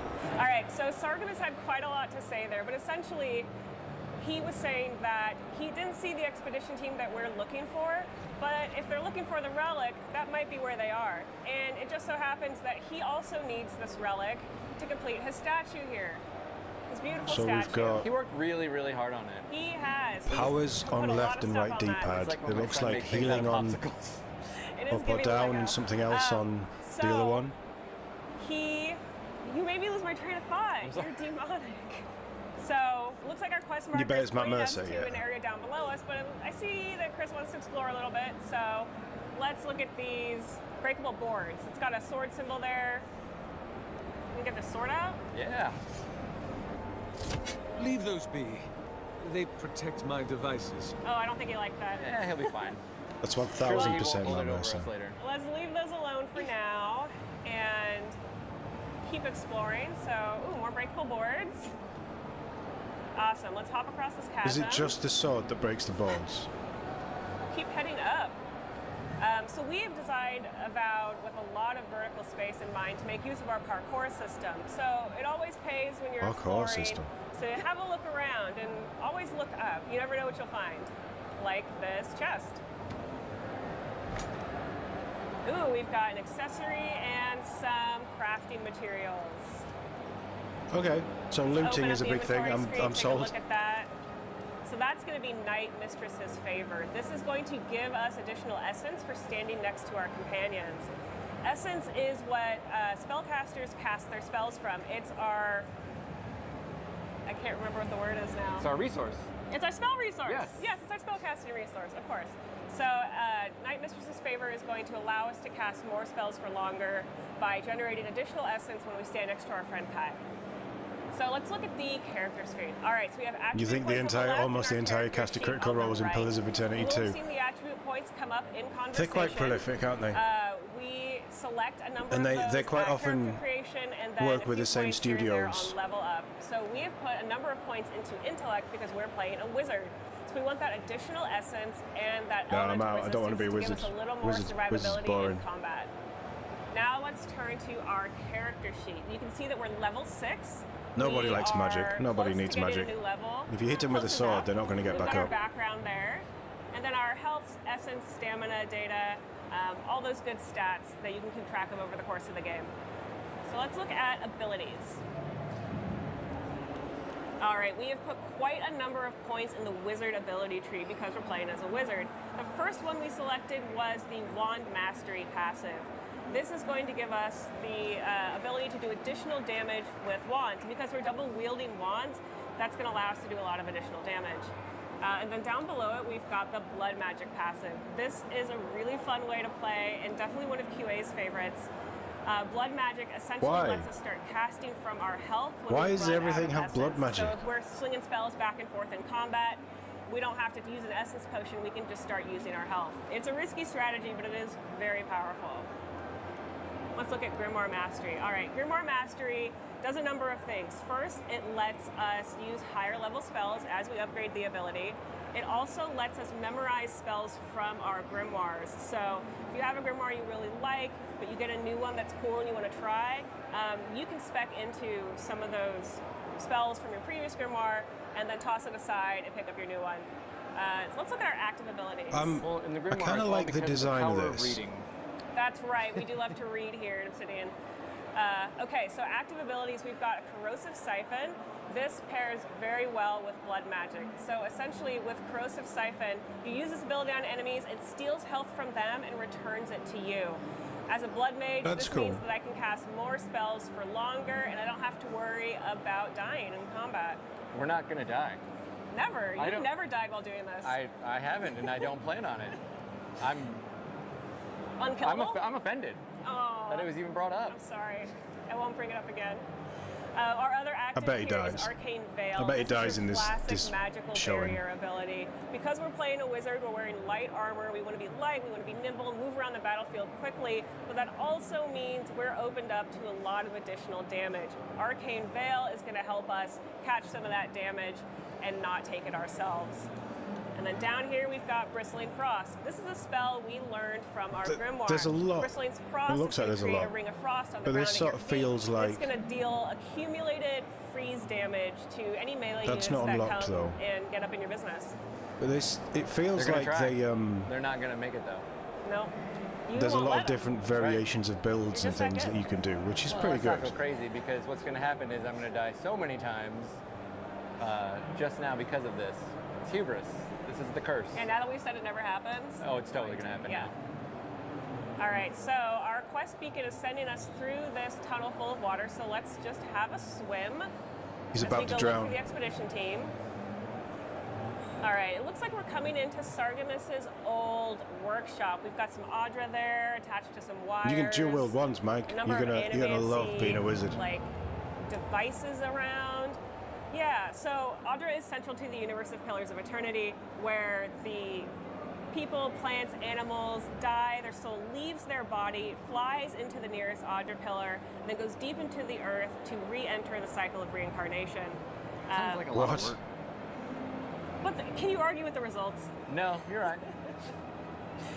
All right, so it looks like we've got a godless sigil here. Excellent, and a essence generator there in the back.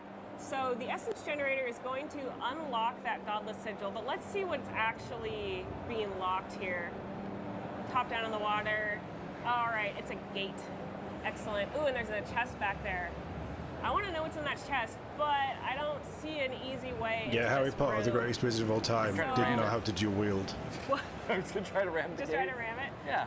Well, that's not To be working, fair, so Gandalf let's go back to that didn't top dual level wield and once, see but he if did there's dual wield another his place stick we and a could sword. look. So Gandalf's the Let's ultimate check this G. area a little more thoroughly.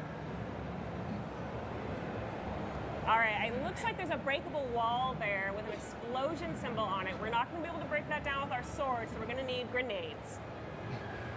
Nice. I was gonna try to ram it again, but I don't think you would have liked if I tried to ram it again. Here we have an essence generator. This is going to unlock that gate. This looks like it's going to force you to do different things, different play styles to get through to different places. It looks like you can do it all on one character. For us, that's going to be an electric lily seed, a But there's electricity spell, or if definitely you a have a companion with puzzly you element who uses to this. electricity, you could use their ability too. For us, we're going to need an electric lily seed, so why don't we get that equipped? I finally feel like I'm on a cooking show where something's pre-cooked. You're like, and here's the chicken. And here's the switch. Yes. You did it. All right, so the generator is running. We've got, Yeah, got an Gandalf could accessory fight. and some crafting materials. Let's pop open the inventory and see what we Gandalf's have. probably my favorite Band of wizard. I like Transcendent Radagast though. Suffering. So we're gonna Radagast is just deal 10% wild. additional damage, but also take 10% additional damage. It's a little risk, a little reward. I think it's gonna be fun. Let's equip it. I like it. That's not fun. Now you're definitely going to die. Back to swimming, following our quest beacon here. It looks like we're coming up on Sargamis's library, an enormous library, which is pretty impressive in the world of Aora, where there is no printing press, so all these books are handwritten. It looks like we also have a pretty wet place for a library. Number of red dots in our mini-map in the top left corner. That means there's enemies nearby. So, let's deal with these spiders. What do you want to do, Chris? Oh, I'm going to sneak up on him and I'm going to sneak up on him. Get him. Nice. Quick and quiet. Give me a power attack to that spider. Arcane Veil. Corrosive Siphon. Spread the love around. Oh, yeah. Everybody Spiders gets, love the everybody corrosive gets siphon. All right, Yeah. Another power attack on that spider. We're building up that stun meter over time. That's going to allow us to do a special attack when the stun meter's full. Looks like Kai's done his companion ability, and now he's taunting that spider, drawing aggression away from us, which is very nice. And now we get that special attack. Hit it with some electricity. And a little bit of electricity grenades. Back off and finish it with the wand.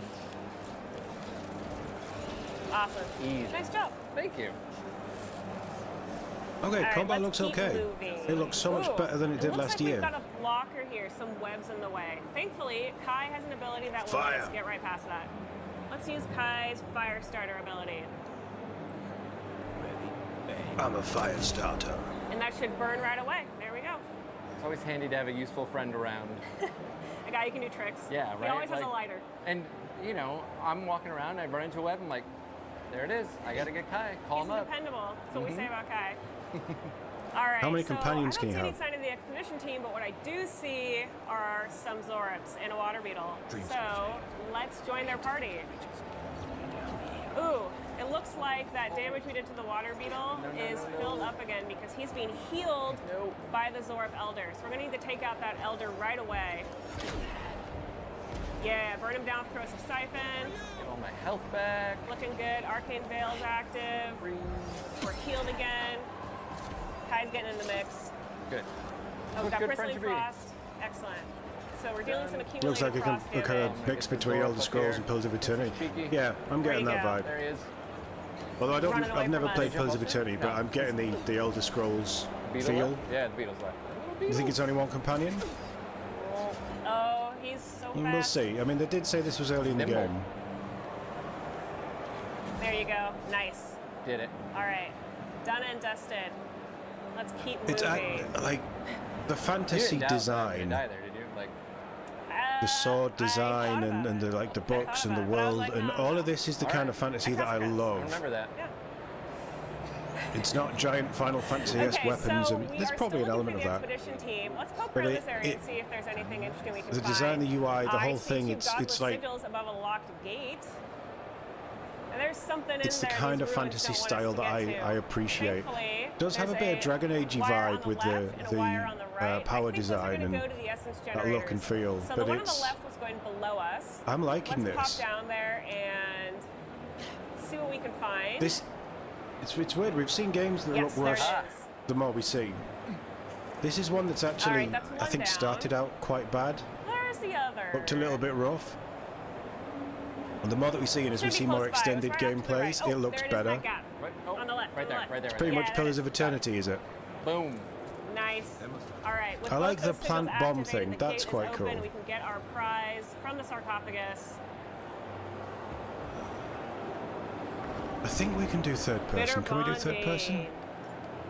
Let's check that out. All right. All right. 10% of weapon damage restored as health.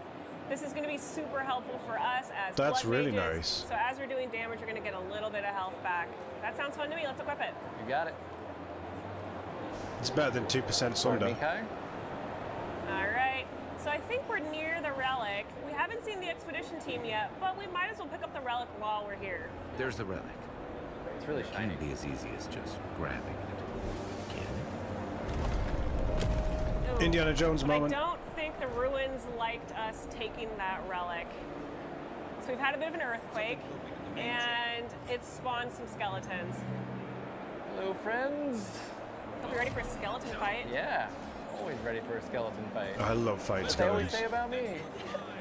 Christian, You know, always Chris, ready for a always skeleton. ready for a What I want to see, like, they're playing magic. I get it. That's So fine. Kai's doing some help for us over here. They're showing off that element, that side to I it. think we've got some But rangers on the if left. you're We should sword deal and with shield them or two right swords, away. two Yeah, daggers, they're whatever, gonna can you be parry? No fun. What class would Garrus be? Raining He's a arrows ranger, down isn't on he? us. All right, that's one down. Tower attack. I mean, he might be a rogue As he jumps, nice. if you so follow his stylish. story through on Mass Effect 2. So stylish. Is there another one? I'm being sloppy. Where'd he go? There he is. Oh, it's this guy. Really, That's why. Oh, it's the fighter. Yeah. Yes, absolutely. We got something for him. All right, so he's got a shield, That wasn't which it. means we're going to need to break his defense in order to deal damage to him. That's And why then Chris is Kai- using a Nice. power attack here. Chris is gonna use Kai's companion ability to hit that skeleton, and he's toast. Now we've got a mini boss, the Godless Executioner. Try again, try again. Try again. It's okay. He'll get me So one there's day. This guy dodge. hits I like hard, that. and he has a very extensive range, so we want to He did get me. stay. He did get me a few We want times. to stay out of his reach. He's Oh, not it doing a looks lot like of damage, he's being though. healed. Oh, there's a priest up there. We got to get him right away.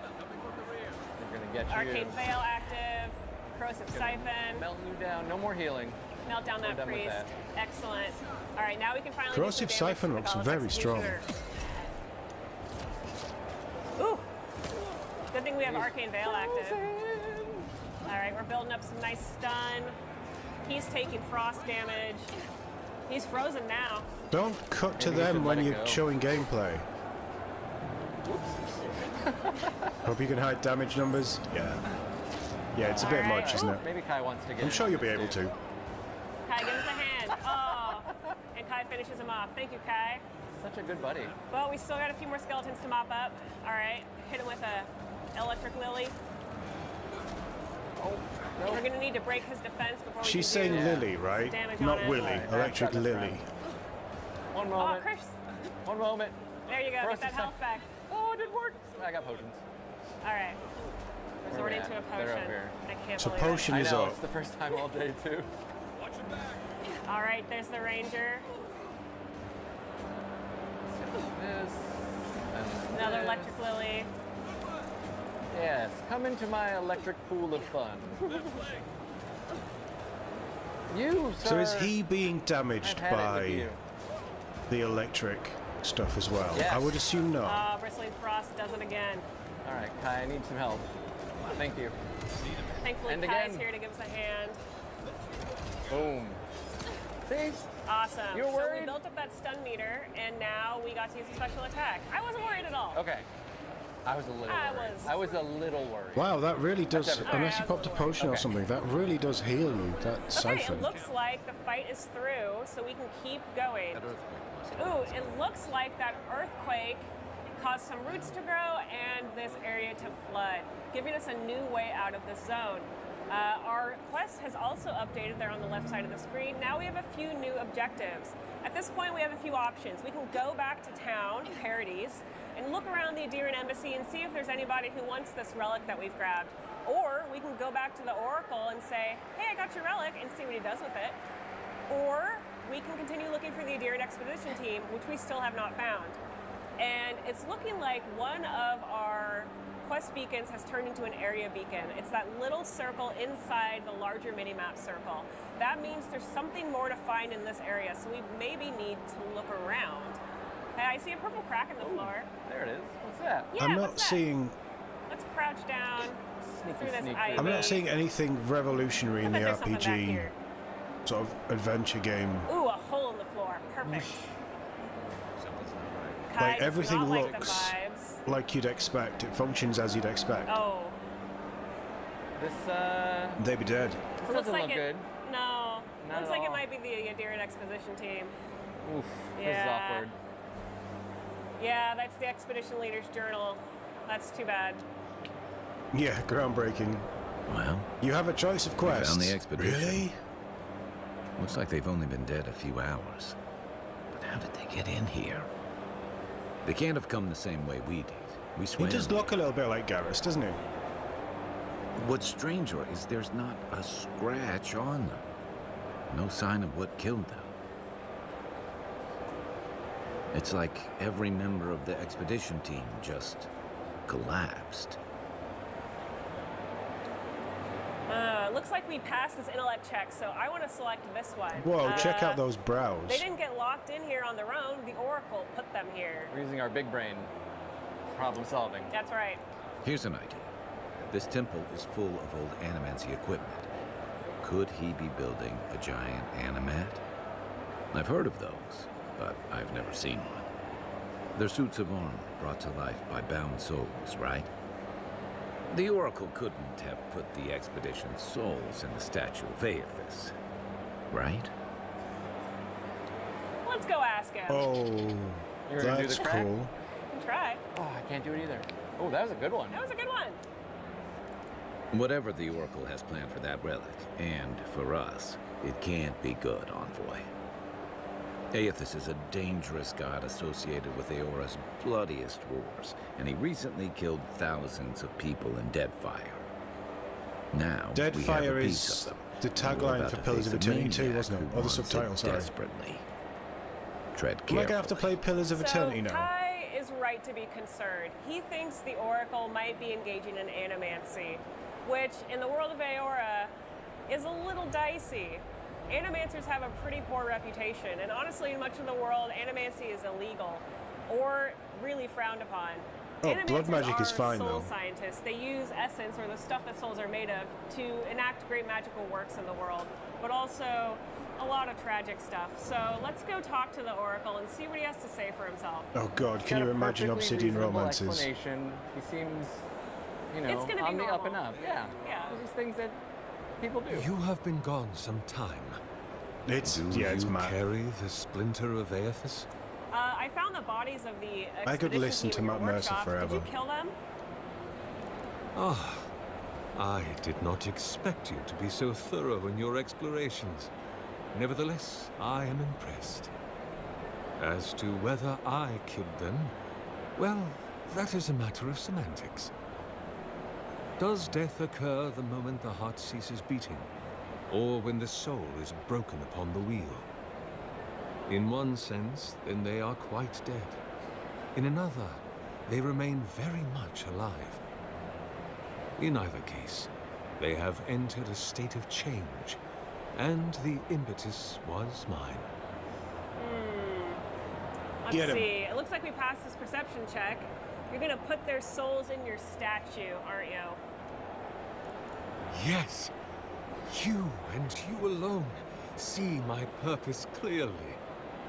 You see, I have given them the opportunity to be part of something larger than themselves.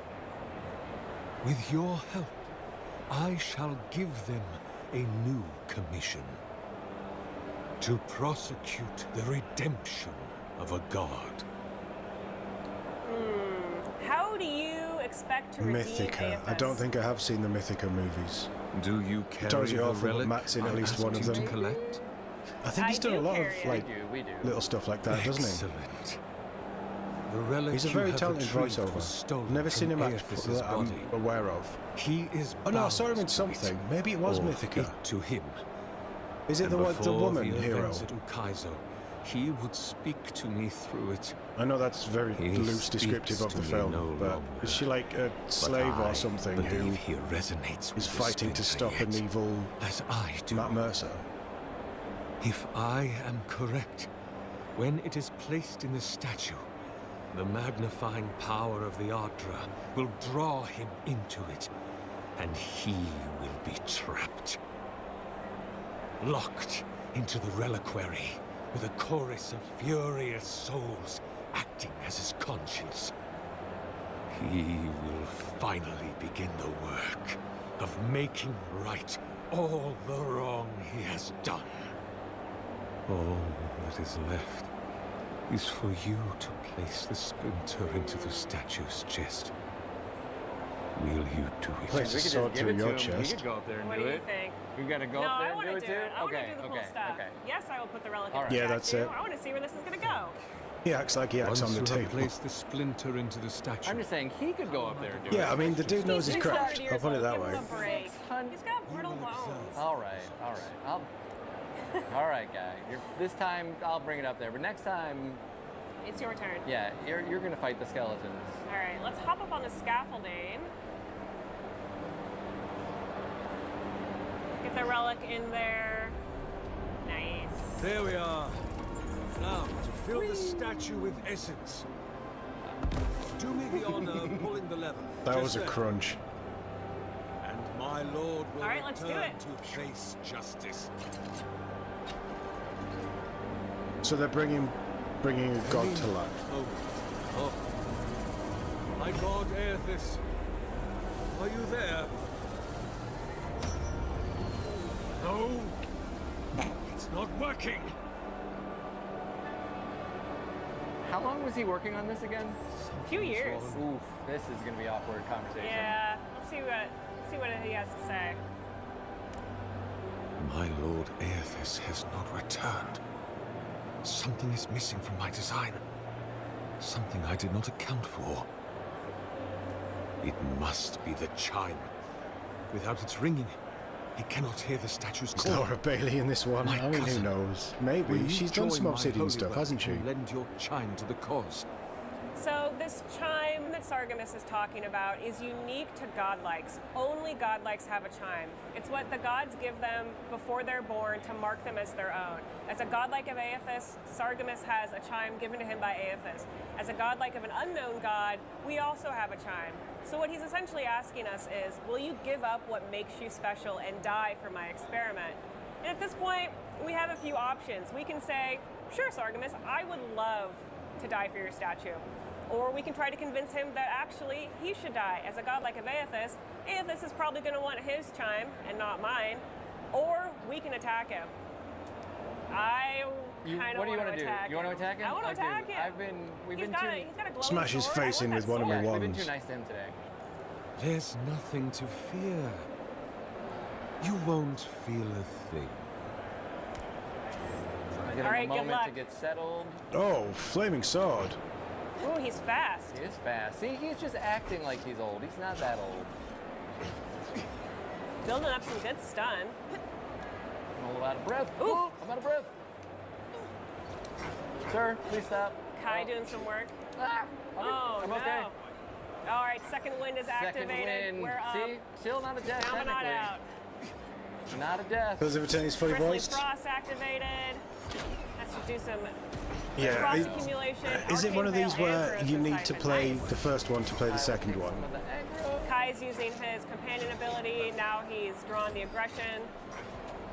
That's going to be really helpful for us. Grenade action. Little power attack, grenade. Boom. The combat is very varied, Oh, which I appreciate. Perfect. well done. It's not just Well done. Thank you. hold a button to hack swing a sword Let's loot around. his You're body. doing Yes, different things, you're yeah. throwing things. All right, he's got a Nice great sword. sword. Last light of day. Can we equip that, please? Of course. Beautiful. Nice. All right. So that's not Oh, the it end even of has this the quest, ching. but it is the end of our time together. So thank you so That was much good. for looking I at I Avowed. like what I'm seeing We're so there. excited to show this to you, and we hope you play it on February I mean, obviously 18th. the world Thank you means so much. nothing to me. But that looks so Ara much better History than Untold, what it looks a like 4X a year grand ago. strategy game spanning the ages is beautiful to look at, yes, but it's even more fun to play. Here to walk us through this epic world, please This looks welcome good as well. Xbox Game Studios executive producer Matt Turnbull. Matt, thank you so much for joining us today. Hello, thank you so much for having me. I'm so excited to be here. Oh, this is going to be a fantastic segment. How are you enjoying Gamescom so far, though? Gamescom is my favorite event of the year. Agreed. Honestly, it brings so much energy to be able to interact with people who love games, Mhm. who do those things. The booth we have this year is incredible It's we're so detailed and beautiful different over characters there. in the yeah, stories. we're finally Right. coming out, right? The game is finally ready. It's coming out We'll see. September I mean, 24th. we've got a busy few Have to months, drop but it the might be date in something there. we look at before Avowed comes out. Yeah, check, done. But the my booth my has just been back a really catalogue of fantastic things experience. I Getting want to actually stream for let you people guys play and with you hands-on guys with the game, experience is continuously the growing, and there way isn't it's enough meant time to in be the played, world. So and just feel like they could become a leader. 100%. Well, we're going to do exactly that now. I cannot wait to see this live gameplay demo we're going to do. So I'm going to let you just kick things off, get us into the game, set the scene, and I'll check in when I'll get a little bit nosy. Anytime. You're always welcome. Thank you, Matt. All right. So as you probably know, Ara History Untold is a a historical grand strategy game. It bears a lot of DNA from your classic 4X genre and some of the other genres around, historical grand strategy. This is Xbox's first foray into this genre. It's honestly not a genre that we've truly explored, truly gotten into before. We've made, obviously, with the Age franchise, with RTS, but true, grand strategy, turn-based, is new territory. And luckily, we have this incredible partner, Oxide Games, that has a tremendous amount of experience. People who have worked on almost every great strategy game you've ever heard of or played. And they are such an incredible partner, and we're so excited that we get to help them bring this game to life. Oh, stunning. Okay, so as usual, our first question when we enter a game is, what are we going to be? Who are we? Xbox So right Civilization, now, basically. you can see I've got Shaka Zulu here as the head of the Zulu Empire. He has all these different interesting abilities. We have 10 leaders here at Gamescom. Now, John Cleese. When the game launches, we'll have over 30 leaders available to play from. Wow. But we only brought 10 with us to Gamescom this year. So you can fit in the suitcase, I get it, yeah. Exactly. Just gonna make room. So right now, I think for today, though, I will play Nefertiti.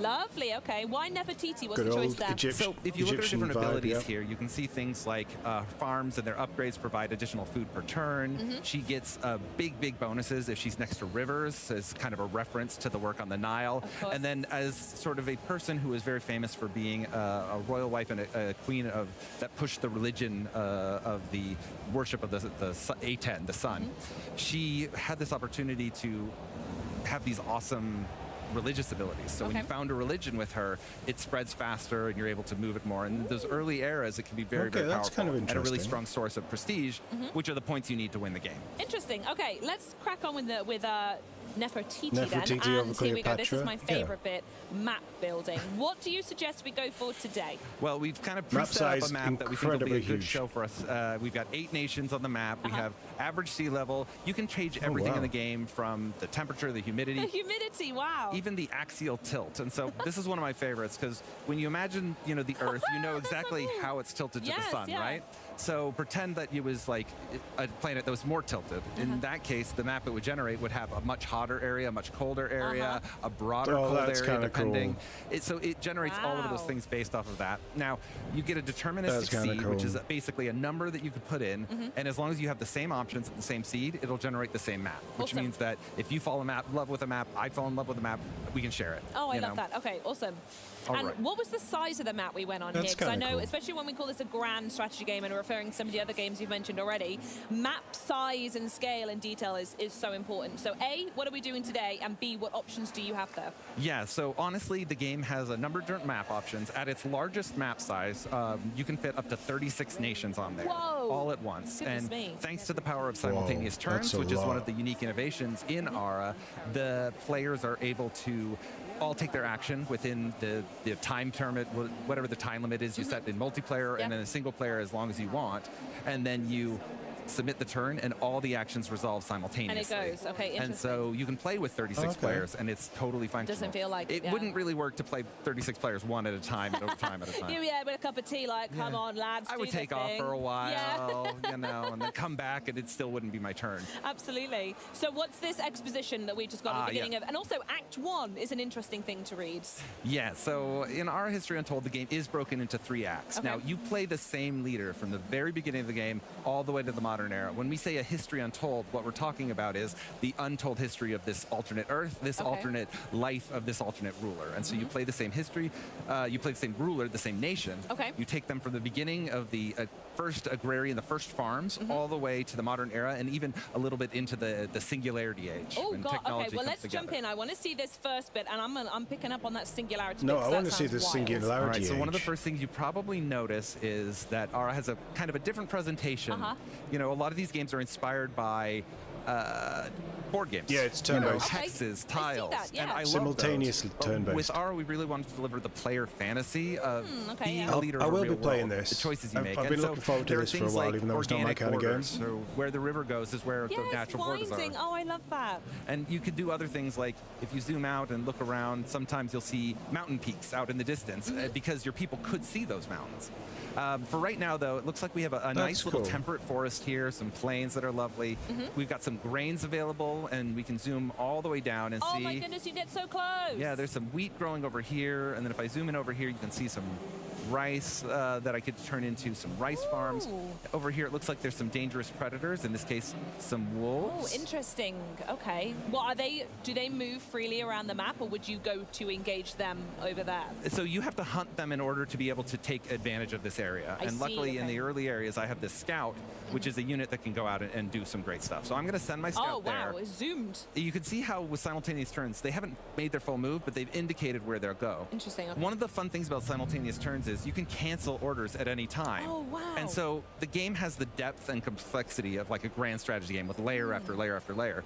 As you set up all your moves, you'll see what all the impact will be, and then you can go, you know what, actually, I'm going to wind it back. That's good. And none of it will go off until you hit end turn. So let's go ahead and get our scout moving and make one other big decision that we make at turn one, which is what to build. So interesting, yes, because there's decisions are very, very important when it comes to these strategy games, and I'm sure we're going to go through quite a lot of them anyway. But what's this first one that players are going to meet as soon as they start? Yeah, so the very first thing you have is you have the ability to improve your cities. Now, Ara is a game about people. It's about your citizens. It's about their quality of life, you know, their happiness, their health, their education, and you improve your lands with what we call improvements that can do things like improve their quality of life or provide them with additional housing. So the first thing we're going to build is a farm, and that's going to help us with some initial growth. And we also, have the same strategy here. yeah, you got to do it. And So especially good. with Nefertiti, it's just a great option. And so you can see the little ghostly outline is telling me that that'll show up too. And so when I hit next turn now, I wonder who the leaders are going to be. you see Can I be everything Leonidas? My scout makes their move. You can see We'll the go people Sparta have begun taking work on over their the farm. world. Oh, that's so nice. You know, there are people working away at the going thing. whistling away. Good stuff. Yeah, over here I've got It's my quite great a pretty hearth, world. Like, I know which that is sort of there's the a center of our humankind who's power similar right now, in- where our leader lives. Seems probably Then similar, if I go but back over here, I see my scout Can you is save over here now. mid-mission? I'm going to send my scout You're to not hunt replaying a these mission with wolves. 36 factions Hunting a from predator scratch. is about clearing Yeah, the no, lands you've for got you to to do be it able all to in use. one And I'm go. definitely going to want to build farms There's no over here save. with the rivers and Nefertiti's It'll abilities. save after every Beyond turn, that, I'm sure. when you hunt animals, you also can end up getting some early resources. And so you can see the little guys going in there, getting ready to hunt the wolves. Good The wolves luck, running guys. away. But the value of this is going to be that I'll send back furs, possibly food, maybe even feasts that could help Very good. boost my city's power. So Yeah, nice. the next thing we're going to do is pick a technology. Ooh, okay. All right, so I'm going to let you pick, right? Oh, Matt. Okay, here we go. I'm sitting straight. Let's hear it. So we're in the ancient history era. Ara is broken into 12 eras across 3 acts. And so right now we have these very early beginning human technologies of being able to make bows, of being able to ferment food into wines and other beverages, wine, though. being able Yeah. to do animal husbandry, understand how to raise animals, turn them into meats. So what are you feeling? What are you aiming for? Knowing what you see around you here with the rivers, the water, but also some of those grains, what feels right? Oh, I'm concerned you're setting me up that there's a Bows. specific choice here. Based No, on how many good choices, many options. Based on how I normally play these types of games, and knowing that as soon as possible I want to start rearing animals at a farm, I've already told you what I want to do here, and eventually going into, you know, maybe more scouts and armies and everything like that. I think animal husbandry, for me, is where I want to go. I'm not too fussed on the pottery. We'll get to nice mugs and plates a bit later, but for now, I want cows and I want sheep. Let's do it. And then we should go and take a look, see if we can find some of those things with our scout here pretty soon.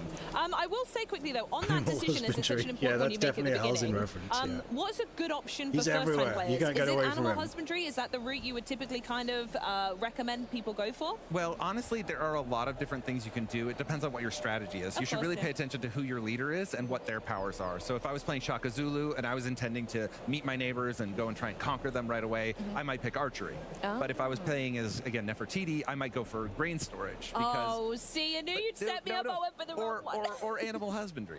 Oh, good, Because thank either you. of those will involve farms that produce more harvest with her that help, especially if I have rivers near me. Okay, you know, good. but if I was on a coastal island, if I was playing on an archipelago, which I think I pronounced correctly, I think it was good. close enough. Yeah, that's what I would say. I would maybe go for rope making, which can help you get early boats and those types of things. Good, nice. All right, so we still have our scout idol here. We're going to move them out into the wilds. Yeah, Look let's at these. expand the territory. We Absolutely. see the fog of war everywhere. You've discovered, what's that just down there with all the little pots and pans? Oh yeah, so these are basically the remnants of forgotten civilizations. Nice. They contain Stonehenge is just there, Oh, is that's it? cool. Yeah, just an older circle that was made by some nomadic society. Uh-huh. And so eventually what will happen is I'll be able to pick those up with my scout. And as I do, we'll be able to discover some things, and those things will possibly help me. So right now, for example, this collected some furs and some statuary. And so now we're going to go ahead and take this stuff. Now, one of the big differentiators for Ara is that it's taken the complexity of a crafting system, but really stretched it out over 12 acts, over the entirety of human history. And so at any given time, you can build these things that you can use as amenities in your cities. For example, because I found some statuary, I can take those old statues, I can put them in my city, and for 10 turns, I'll have additional prosperity.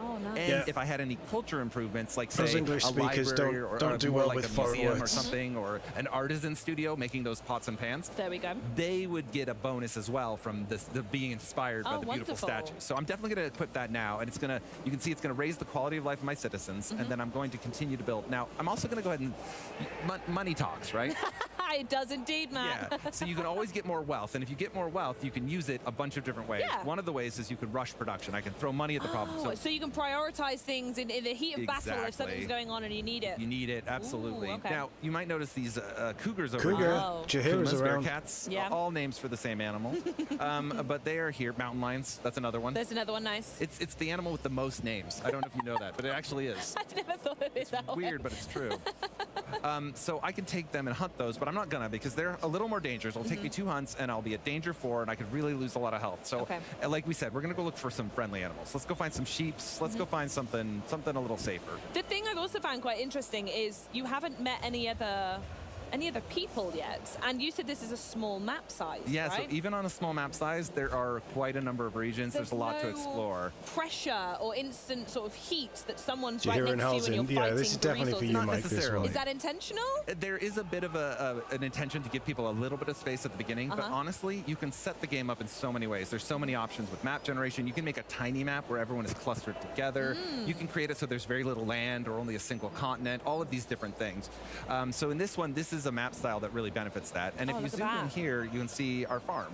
Wow. When you build improvements in Ara, So they you didn't sort of need to expand set to take the boundaries space you or give them. anything. So You this just is a said, farm build that's been this built out there, here. You and see the they've little done it. scarecrow. Let's say how aesthetically it's just set that up. As someone who meticulously spends a lot of time in every game making things look nice, it's got little paths, it fits to the borders, it's lovely. One of my favorite ways to honestly play is when I'm building a farm. The reason I chose this region is because I like big farms. I like them to stretch out, and I know I'm going to build a farm here with this grain. Of course. I want to make sort of an agrarian district along the coast here, so there'll be a bunch of beautiful coastal farms, and then over here will be like my city center.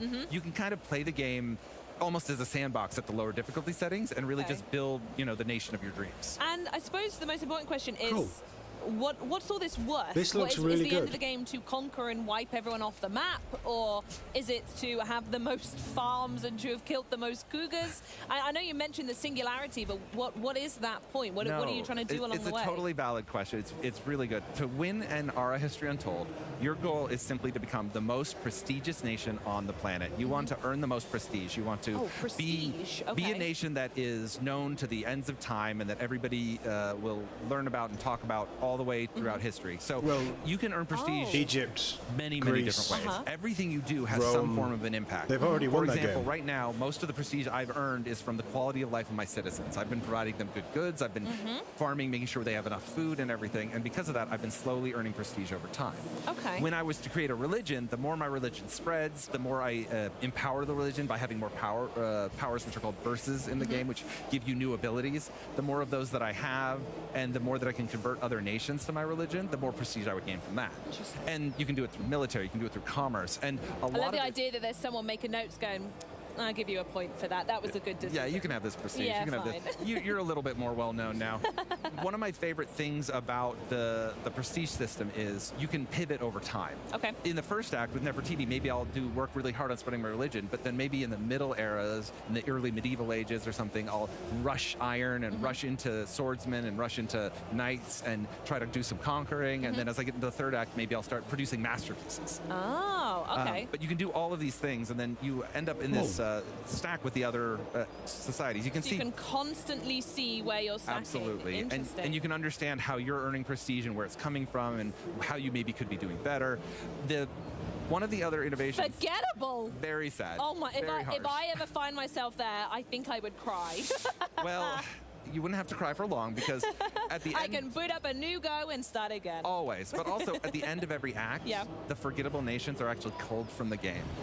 It is a unique feature in Ara that allows the game to sort of consolidate the world, make the super. So when you get to the third act in an 8-player game, for example, you'll have 4 players, the superpowers. They'll all be what's left, and everything else will have been kind of forgotten. Easiest way of being in Act 2, we'll lose 2 nations. The most prestigious and memorable nation is kill everyone else. Findings, all the ruins of their nations, all the stuff that the was winner left writes the behind, history. And will be in that kind of age of exploration. Wow. Okay, I love that. So what I want to do now I is like that. I like that you've got. Oh yeah, it starts with 8 players. An end version. 2 of them are rubbish, is it so they're 3 just we're they're dead is now. Act 2? Where are we going to be checking out now? All right, so we're going to go into a Act 3 save that was done where I was playing as Joan of Arc, Fun. Jeanne d'Arc. Nice. Who is plays as one of the rulers of France in the game. In the game, they can have multiple rulers of different nations. So, with launch, we're launching with Otto von Bismarck to rule Germany, of course, because we're here at Gamescom. But if you buy the deluxe or premium edition, you get the leader pack that includes Hildegard von Bingen, who plays completely differently. She's a very famous nun from the ancient German times, and she brings a totally different play style. I mean, you've got to buy the fancy pack to get the extra stuff. One other thing to show but... you, and then we'll jump right to that. Oh, okay, right. Ooh. So we've met a tribe. This is an event. Nice. Yeah. So in tribes, when you meet these tribes, you find them out in the wild. And they are these small nations. They're named after whatever the region is. They're sort of inspired by real tribes, but there aren't any actual real individual tribes. They're just made up for that. And then inspired by real life, actual events in history. So in this case, there was a founding myth, and they attributed it to 2 different things, and they actually had this fight about what was their founding myth. So we've took narrative inspiration about that and created this one, where now they're asking you, should you do the Beastborn Prince myth for their society? What do you want to record in the annals of your great society? Wow, okay. Or the Foreign Prince myth? Or do you want to say, no, it wasn't either of those. Actually, it was a giant bird, and you're both wrong, and now you get more religion spread, but then you deteriorate the relationship. Here, this costs stone for you to be able to build Henry from out the Prince myth and create the statues necessary. In this one, you need timber to be able to do the things in the woods to kind of show off what the myth would be. And in both cases, you get prestige, but it's about what you have to spend. Yeah. So what would you like to do? Do you like the Beast Prince myth, the Born Prince myth, or do you want to bring your own? I'm writing my own book here. You're doing it. Tell him to go away. It's fine. I can see it has a detrimental relationship effect, but it's fine. This is my world, and they're living in it. It is now. The Book of Charlieism is written. And we have that. And unfortunately, this will mean these tribal warriors might be mad at us. These guys might be a little bit bitter, is their current diplomatic status. That's fine. We'll deal with them later. It's all good. Right. We don't have to deal with them because Take me to the future. We're going to go to another game. So this is in a bit of a war-torn world. It's in the information age, but some things have fallen behind a little bit because of the amount of war, and now it's kind of settled into sort of a firm Cold War state. But you'll see different prestige for the different rulers, and you'll also see a mix of different layers of industrial, of modern, as well as... I cannot wait for this. So you can see right here, there's a farm that's a little bit different, and we'll zoom out. Whoa! So different. Look at that. And that is the city of Paris. You can see the old city walls that were built up in medieval times are still there because you wouldn't see those knocked down in real life. You can see different buildings and improvements. If I zoom out further, you see the world's been much more explored. And you can kind of start to see it from, that airplane view if you were flying over it. Over here, we have one of our great triumphs. Cool. Triumphs take up an entire region and build housing around them. This is the amphitheater of El Jem in Tunisia. It is this incredible Colosseum that was built by the Romans in the ancient times that provides a lot of different benefits to your society. It's glowing as well. Oh yeah, our triumphs, we always throw a little bit of a sheen on them, a little bit of magic. That's gorgeous. And then if we move around, you can see there's some horse track there providing some value. The way, how close you can get down with a camera, I'm in absolute awe. Oh my goodness me. This would be what a wheat farm would look like in this era as well. So the different crops also have different appearance as well. This is a stone pit that's currently producing iron. Nice. So this is sort of an industrial mine, and you can see the industrial diggers there. And then you can always go into your nested tooltips and say, okay, iron, what do I use iron for? Oh, I know, I use it to craft telescopes or steel. What do I use steel for? I need steel for a lot of things. I'm going to be using that steel to make a toilet. Metal pots, indoor toiletry, different things that I can use as amenities that I can use to craft other buildings. For example, I need these machine parts to be able to make a large particle collider. Or I would need these machine parts if I wanted to craft the SRS 8000, which is one of the world's largest excavators that was ever built. I want one of them, please. Yeah, just one of those. God, so there's just no point where you're not informed of the decisions you're making, and you can really take time with it because you know as soon as you're done. Yeah, absolutely. And you can delete the bits and pieces along the way and make it good. Yeah, and you can see the borders here with the German state where we had originally had some wars. You can see the city of RJ still has some military units in there. It also has some interesting things. There's a triumph here. I think we have the Statue of Liberty. We have a lighthouse there leading our ships into shore. There's just a lot going on everywhere you look. There you can really zoom in and is. see. And now, it looks complex because it is. This is a core game for core gamers, for strategy gamers. It's a love letter to them. But we've tried to create a lot of things like those nested tooltips, and of course the Encarta. We brought it back. I'd like to get back into strategy, but there are times to play all the different supplies. Yeah, in Football the game, Manager is another game that's way over my head. Oh, that's so good. And it Give me feels FIFA like a instead. juxtaposition I'm to say simple. it, having looking at the screen I'm we're looking basic. at here, but this demo only shows a small fraction of the game, right? We have barely touched upon are there it. any other elements that you want to very briefly talk about Planes now flying before around everyone as well, dives that's in? cool. I'll just show you this little airplane. Yeah, okay. There it is. As the world continues, as it grows, there are all those details. You remember those wolves we saw in the ancient era? Now it's replaced by ATVs and airplanes and hot The air natural balloons evolution of a wolf exactly. to an aeroplane. Yeah, that's how they grew, I think. And It then, is, yeah. and then dinosaurs came after that, right? It was Yeah, that's wolf, it, yeah. airplane, and then Tyranids. And Tyranids, yes. I love those whittle Tyranids. Oh, amazing. Matt, I can't thank you enough. This game is firmly on my download queue. I cannot It wait looks to check it good. out, and I love that I'll you come try here to it. talk to me I about will it. Have you try had a it. nice You can all time? laugh I've had at an me at how incredible time talking terrible with I am. you. I love talking with people who love this genre, and I've had so much of an opportunity to do that at Gamescom. I'm going to continue to do it all through the weekend. I'm going to be in the booth and talking to all the fans and the players, and I can't wait for it to come out on September 24th. You can pre-order it now. You can wishlist it. It's day one in PC Game Pass, of course. Amazing. Another check. Good job. Oh, day Thank one you, Matt. PC Wonderful. Game Pass. Wow, Right, thanks okay. so much once again. You can get your hands, just as he said, on September 24th on PC Game Pass. But we're nearly ready to wrap things up. I'm going to show you one more trailer from the show. It's a sequel of Football epic Manager is the side-scrolling only game you've ever had proportions. 12-hour This is sessions Tales of on. Iron 2. Wow. When you get into a cup final, do you dress up, put a suit on, and like properly get ready for the occasion? Tales of Iron 2, Whiskers of Winter.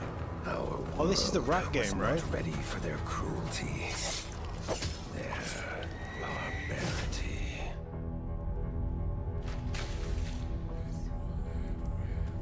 An ancient evil from a forgotten time.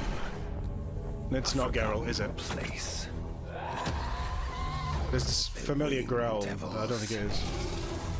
They feast without fill. I love this art style. Without reason. And love the music as well. Stop until the world burns in blood.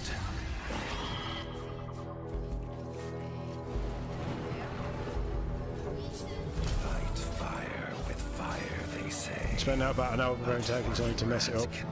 You already had the winning tactics that got you there. Yeah, second guessing and stuff in those games is huge. Wield the flame with a bloodlust even greater than their own.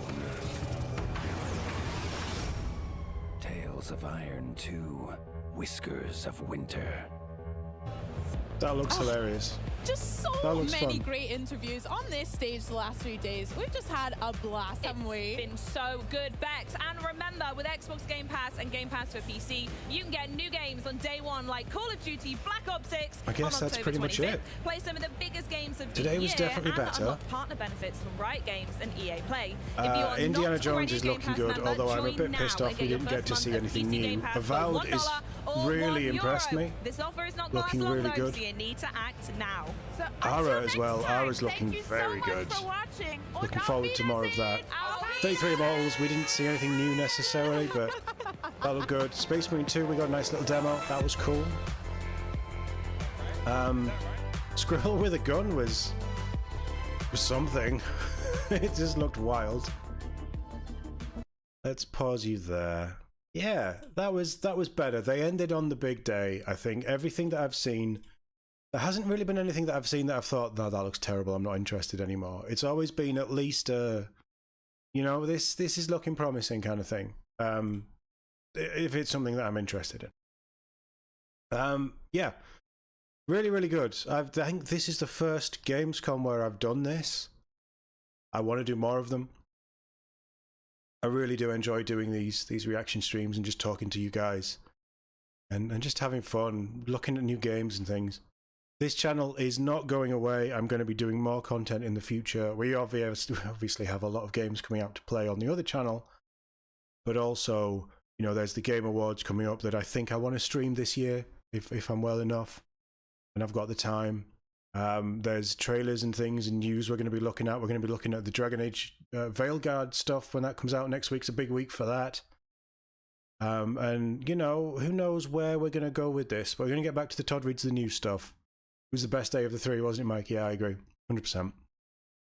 We're going to get back to articles talking about games, you know, maybe movies and things. We can't do movie trailer reactions because of all the copyright stuff, but game trailers and things we can. And there's so many that have come out that we've missed so far. So there's probably going to be a little bit of catch up. Obviously, the main focus is on the games channel at the minute with all the new games coming out and lots of streaming. But stick around for this if you've enjoyed watching me talk about games and interacting with me on that level, because it's, you know, it's great. And let me know in the comments what your favorite game. I'll give you 3. It doesn't have to be one from each day. I'll give you your top 3 games that you've seen from all of the Gamescom stuff that we've had in the last 4 days. Let me know in the comments below. Mike, thank you for being here live. Always nice to have you in chat. Look after yourself. Hopefully I'll catch you later for some more Dragon Age 2. Sorry, Inquisition. I wish it was 2 because I like the combat in 2. More Inquisition, that is hotting up quite nicely. So that's coming soon. I'm going to go. Thank you all for watching, and I'll see you all in the next one.